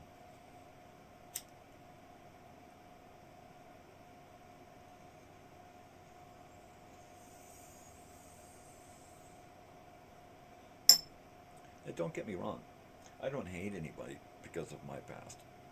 I don't blame anybody because of the things that happened to me. I wasn't them. I didn't live their lives. I didn't control the way they thought. You know, I wasn't them, so I can't say I would have done it. You know, fucking Monday morning quarterback, right? No, shit happens. It happens. It's my life. You know, it's my lot in life. It's not a lot, but it's my life. All of these experiences led me to where I am. I've got a pretty good life where I am. I'm poor. I'm sick. I'm dying. But I'm happy. Mainly because my daughter is happy and successful. You know, and that means the most to me. You know, no matter what happens to me, I know that she's going to be okay because she's happy and successful, and she has control of her life and her future and what she wants to do. Even if she has no clue what she wants to do with the rest of her life, that's okay. That's human, right? She doesn't have to have it all fucking planned out. She just has to work on making herself better. If she can try to better herself every day, it's going to take care of itself. You know. So she just needs to stay in school, keep working on her life, and it will work itself out. She will find that special thing that she wants to throw herself into. If it resembles any of those things that I wanted from my life, it's a bonus, but it's not required. She's not required to live my life for me because I didn't get a chance to do all these things. You know, that's what it is. You know, we get the life that we get. We're born, we live, we die. The amount of time in between there can vary from person to person. 10 seconds, 10 years, 100 years, 110 years, you know. It's a crapshoot.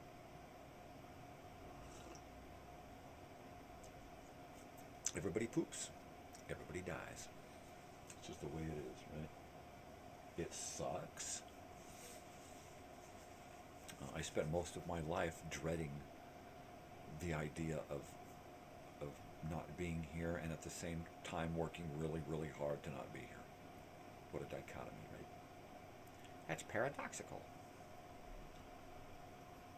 And now I'm happy to be here and hope that I can stick around as long as possible, right? That's always the way it works, right? You finally find that thing, and then it's like, oh, no more time, you're out. Oh man, I just figured out how to play the game, and now the game's over. I don't have another quarter. I don't have an extra guy. Ah, this sucks. Yeah, an extra guy. That's what I need. I got one more guy in the queue, and I can play a little longer. I'm all out of little guys. No more credits. No more coins. That's it. When the game is over, it's over. So I'm just trying to enjoy it the best I can and to go out with a bang. Hopefully this party will be the bang, and not the end bang, but just a bang, you know. Hopefully I'll go on past that, but at least this will be the bang, you know. The bang. I need the bang. I need a good bang. So if I could throw the party of the century, right? And make a bunch of people happy that I don't even know, right? And they don't even know me. Who's that guy? Oh, he's the guy throwing the party. No shit. Fucking right on. You know, what a thing to leave. You know, what a memory to give people. You know, it'll eat shit all over a fucking cruise, right? Damn, I'll just telling you, man. If you're going to have a reunion, have it there in Elsinore, right there on the lake. And I got a couple of people telling me, well, we could hold it down here and over there and on the lake bottom and this and that. And it's like, nah, it's got to be on the lake. You know, well, we could hold it here and then do the days over here and the nights. It's like, no, it's got to be on the lake. You know, it's like the centerpiece on the fucking Thanksgiving table is the lake. You got to have the lake there, night and day. Behind you, backdrop, behind the stage. The lake. It's like the venue, the main character. It's the plot. It's the lake. You gotta have the lake. If you don't have the lake, then all you got is this party in the dirt somewhere. And no, I ain't doing that. I ain't doing that. Yeah, it's gonna be challenging. There's going to be bugs, you know, there's going to be rules, but it's going to be a fucking blast. Whether we have it at a private house or at the West Marina or someplace else, it's going to be a blast. I'd love to do it in a private house with a private beach, right? Because there are quite a few of those around, and if we can find the right people with the right connection to set it up for cheap, that would be the way to go. You know, it's like, okay, here's the house. The house, you have to have a special color to get into the fucking house, which means you're part of the staff, the event staff, or the people in the house, the people cooking, the people running the show, the people picking people up at the airport, whatever. This is their place to deal with their stuff. There's a motorhome out there for you to get cool in. There's bathrooms there in the motorhome, the trailer, the outhouses, all right? It has to be known that, no, if you're not a volunteer, you're not welcome in the house, period. And then you cut down on shit missing and stuff happening and breakage and that kind of stuff, right? It's like, okay, and then there's only a certain amount of those people allowed in the house, all right? Well, when you're ready to come in, we'll send somebody else out, okay? Shift change. And that's just going to be, take a walkie-talkie and go. Take his walkie-talkie as he's coming in and you go, you know.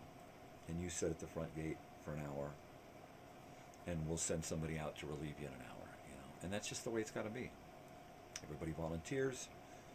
Everybody gets access to the house at some point, you know. You get 1 shower a weekend in the house if you're a volunteer, whatever. Because there's going to be a lot of usage, right? And then if it's held at the West Marina, well then, same thing. People who are there volunteering are going to be the people camping within the venue, and then people who are just showing up to party, their camping is going to be outside the venue, right?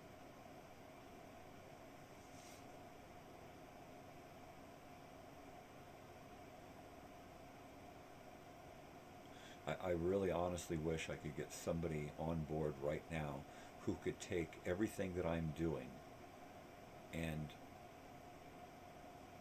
record it and keep track of it for next year. You know, because at some point I'm going to have to do that. Am I going to be passing on every little stitch of knowledge? It's not going to be possible. There'll still be residual stuff that I will forget, or it'll just stick in my head and never get onto paper. Never get. So to get somebody involved, you know, on a by every couple of weeks we get together and we sit and we talk about this stuff, and they make notes and I make notes, and we record it so that we can go over it later if we need to. What did he say? Rewind it.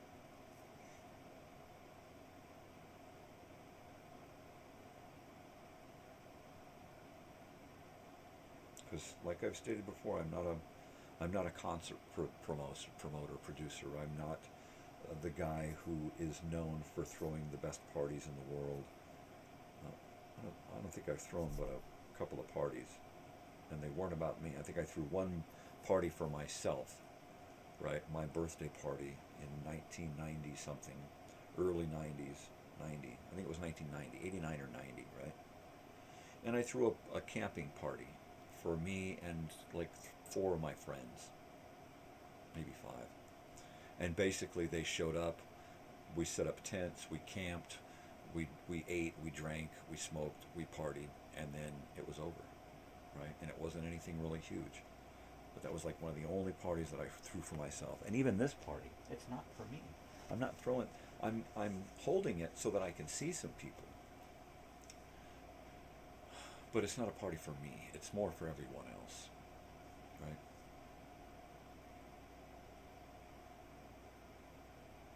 And I hope people understand that you're not coming for me. You're coming for yourself. You're coming to see all those people that you want to see. If you happen to come to want to see me, that's great. In that case, I hope I remember you and want to see you too. Because wouldn't that be awkward? Hey man, I can't wait to see you. Oh jeez, I don't want to go now. Not if he's going. No, I can't wait. I can't wait.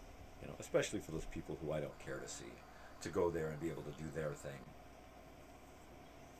and know that there's no beefs, there's no hang-ups, there's no old grudges. You know, there might be new grudges, so stay the fuck away.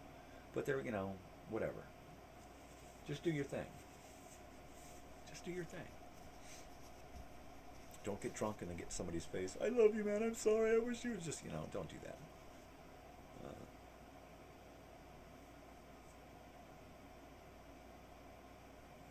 Just don't go there. I hope people don't go there. You know, I don't want to see anybody get too stoned and take their clothes off and streak through the place. Well, depending on who they are. I don't want to see people get drunk and fall on their face or throw up or get belligerent and get up on the stage and scream and yell. Yeah, I don't want that either. You know, which is again why you got to have rules and regulations and no hard alcohol, right? And you know, if people are going to be drinking, limit yourself. If it's a lot of people, no alcohol at all permitted on the venue property at all. If it's way out of control, then no, not at all. And if you're going to do it, go to your tent, go to your camp, go over there, snort on your bottle, drink your booze, you know, smoke your crack pipe, but then come back and try to be adult. Because we're all pushing 60. I mean, come on. I mean, there are going to be some of us there who are, you know, getting kind of ripe, and myself included. So, yeah, we don't need it. We need to just get together and have fun and be coherent enough to just remember, right? Oh my God, I actually remember something. It's a real surprise what you can remember when you're sober, right? I spent most of my life sober, so I remember way too much. Way too much. Don't ask me what I ate yesterday. I don't remember. But 30 years ago, I remember shit clearly. Jeez Louise, it's almost time to wrap this show up. Well, that's good, because I got to eat something and get my act together and try to come up with...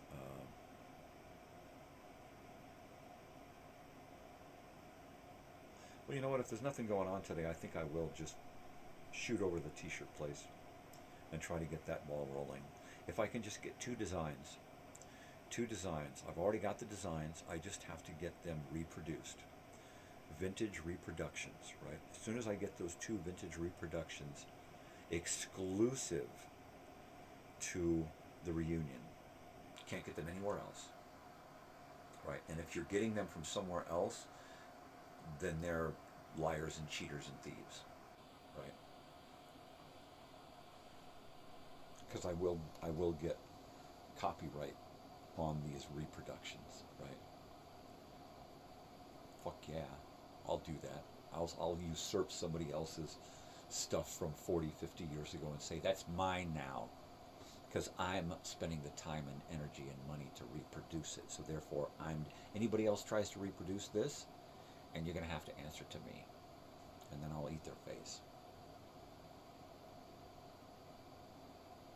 Guy does a lot of face eating, you know. Leave him alone, Harry. He's hungry. Boy, howdy. Boy, howdy, I'm hungry. Coffee. So anyway.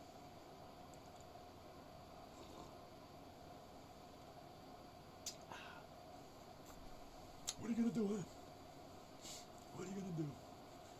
Not much. What are you going to do?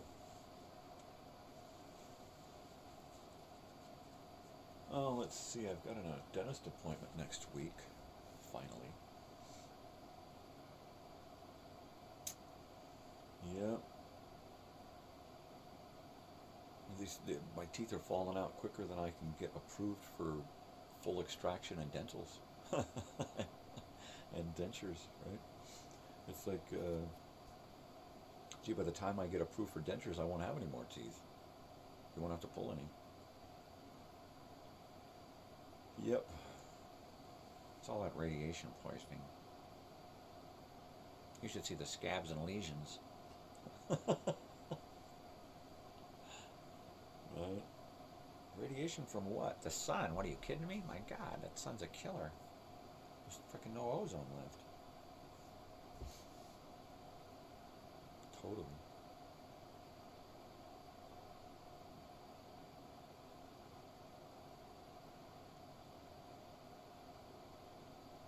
Yeah, where was I? Legions? Foreign legions? He's going to join the Foreign Legion. Yeah, French scab with a Foreign Legion. Shut up. Did he just diss the French? No, man, I love French fries. No, really. Bon oui. No, totally, man. Fucking totally. Alright, so what am I going to do this week pertinent to the reunion?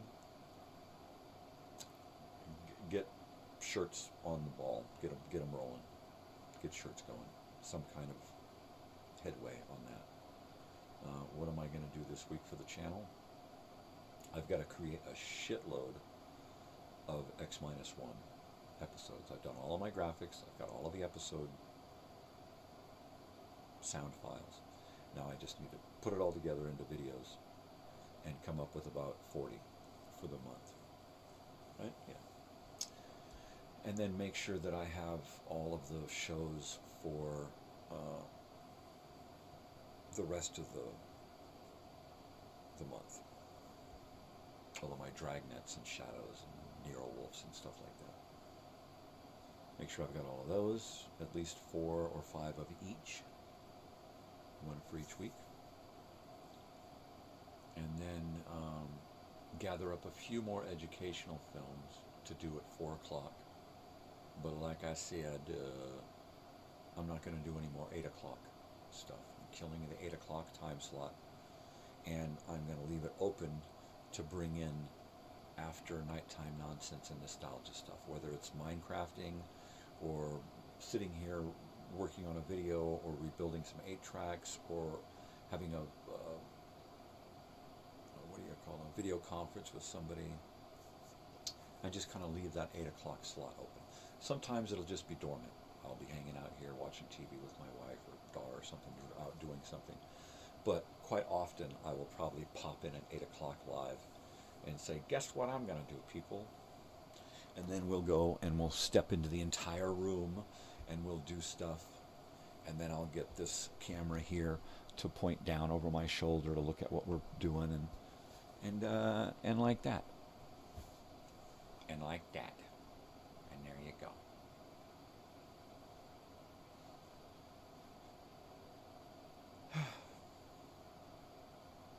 I just gotta stay busy. If I stay busy, then I don't dwell on inevitabilities, things I can't control, right? So I just keep going. I just keep going. And you know, I ha and poo-poo the people who want me gone as soon as possible, right? Because you know who you are. You've said so. So if you want me gone, you'll get me gone soon enough. Go about your life. You'll turn around someday, and I'll just poof, I'll be gone. So have no fear, you know. And yeah, I'll go out as painfully as possible. By your wish, my liege, my legion. Not again.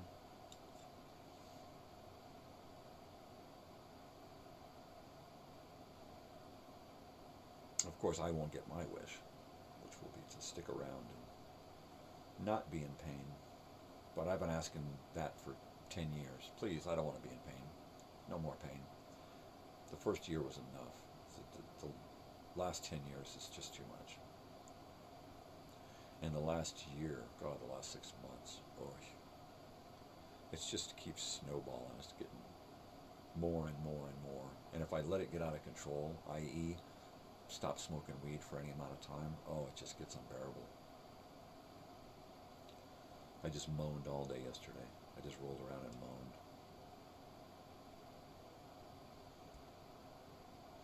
At least when I'm you know, smoking weed, I'm just detached. The pain's over there. The pain's in this chair over here, and I'm over here. And every once in a while, the pain goes on the back of my head, and I go, oh, fuck yeah, right, you're there. But other than that, I can usually, you know, separate myself from it. Every once in a while, it's like, oh, there you are. Or I get up and move, or my stomach will say, hey, fucker. Or any other part of me that I'm having issues with will rear its ugly head momentarily, and then I take a hit, and it just goes, oh, I'll go sit over here and wait for you. Please do.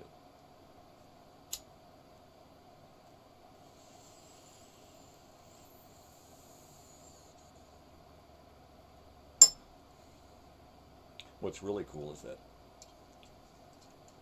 because of my whole fucked up brain issues, right, is I'll be watching, like we were watching MacGyver last night, and they say, we're going to go over to Fung Lu's, I think is some weird name, right? We're going to go over to Fung Lu's and get some Chinese food, right? And as soon as he picked up that cardboard box with those cartons in it,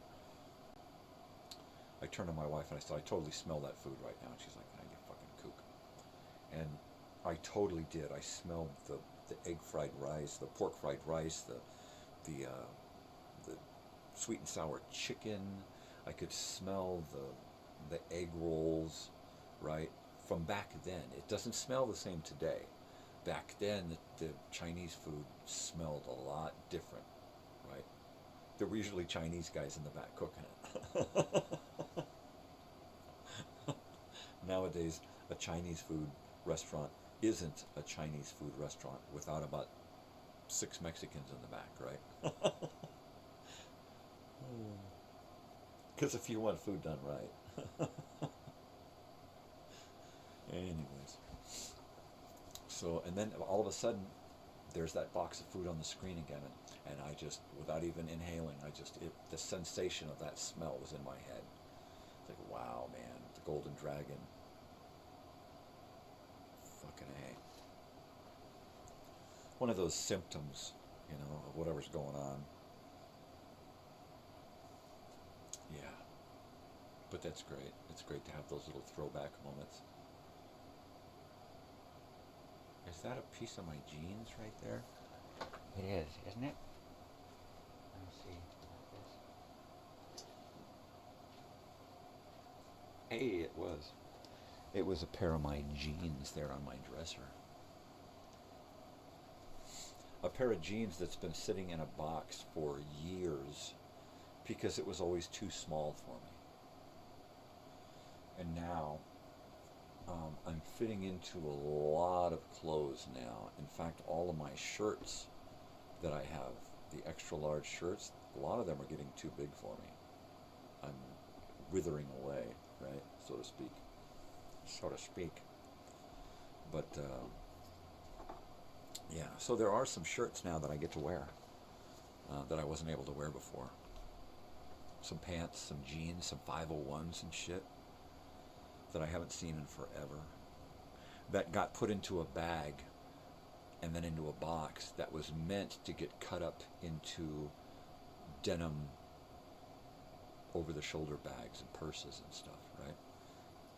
Because that was one of my follies, was my wife made this denim bag for me, and I thought, you know what, this is really neat. She eventually made me a second one because I wore that one out taking it to college every day. So eventually she made another one upgraded to last longer.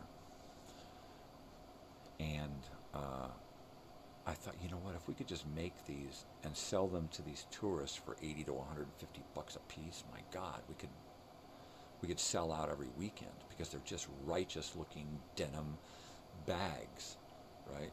In fact, let me grab mine because you guys are gonna love this, right?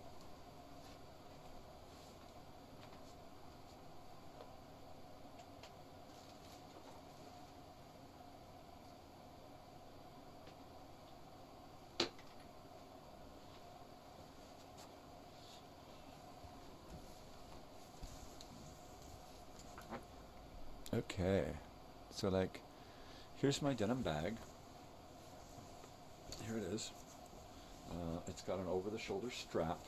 The one thing that I want to change is to make this adjustable, right? If you look at the inside, it's got some blue canvas material that at one time was an old hammock. So I repurposed hammock material for the interior, right? All blue, nice and blue, to match the denim. And then it's got the pockets. It's got the fly. You can open up the fly and actually put stuff in the fly, right? It's got the front pockets of the pants. It's got the coin pocket, right? It's a bag on the bottom, right? I had her make an actual rectangular shape down here so that it's got room to put stuff. It's got depth.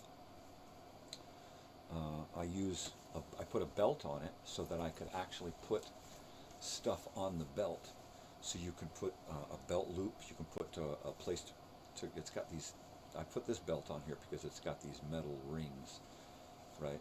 So that you can click on the little clicker things with your keys, right? So you can hang your keys and your other things. Got a pocket knife on here, so that I've always got a pocket knife available. You can stick your comb.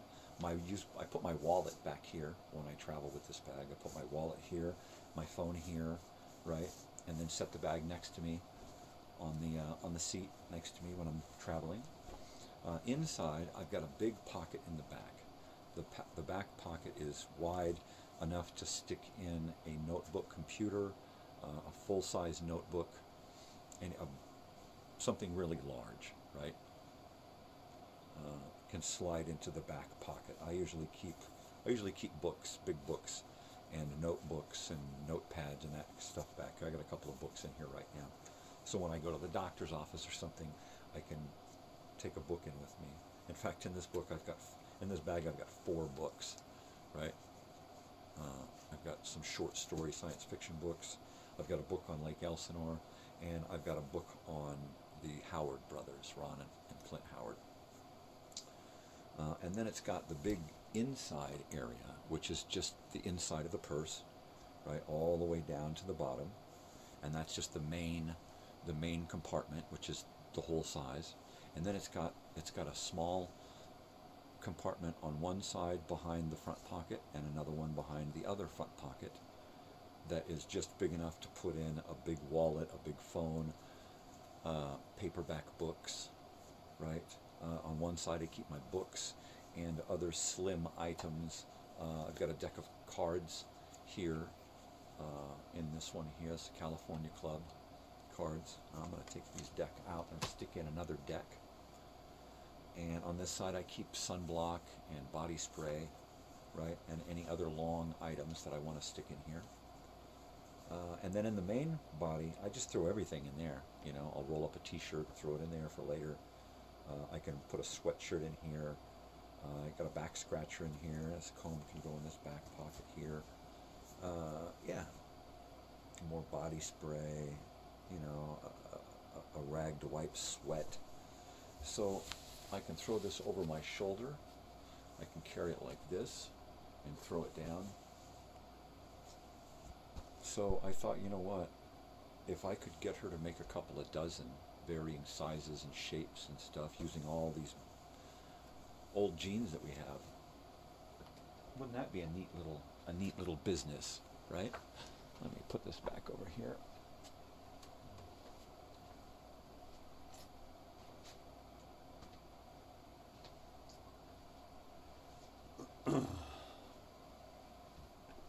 So another one of Dad's follies, you know, is to sit and make bags with his family, you know. And as much as I tried, nobody wanted to sit and do that old hippie shit. Let's sit together and we'll all do parts and we'll all make bags together, and then we'll do like a community sale and like get that hippie shit. Who's the fucking hippie guy here? What does he think we are?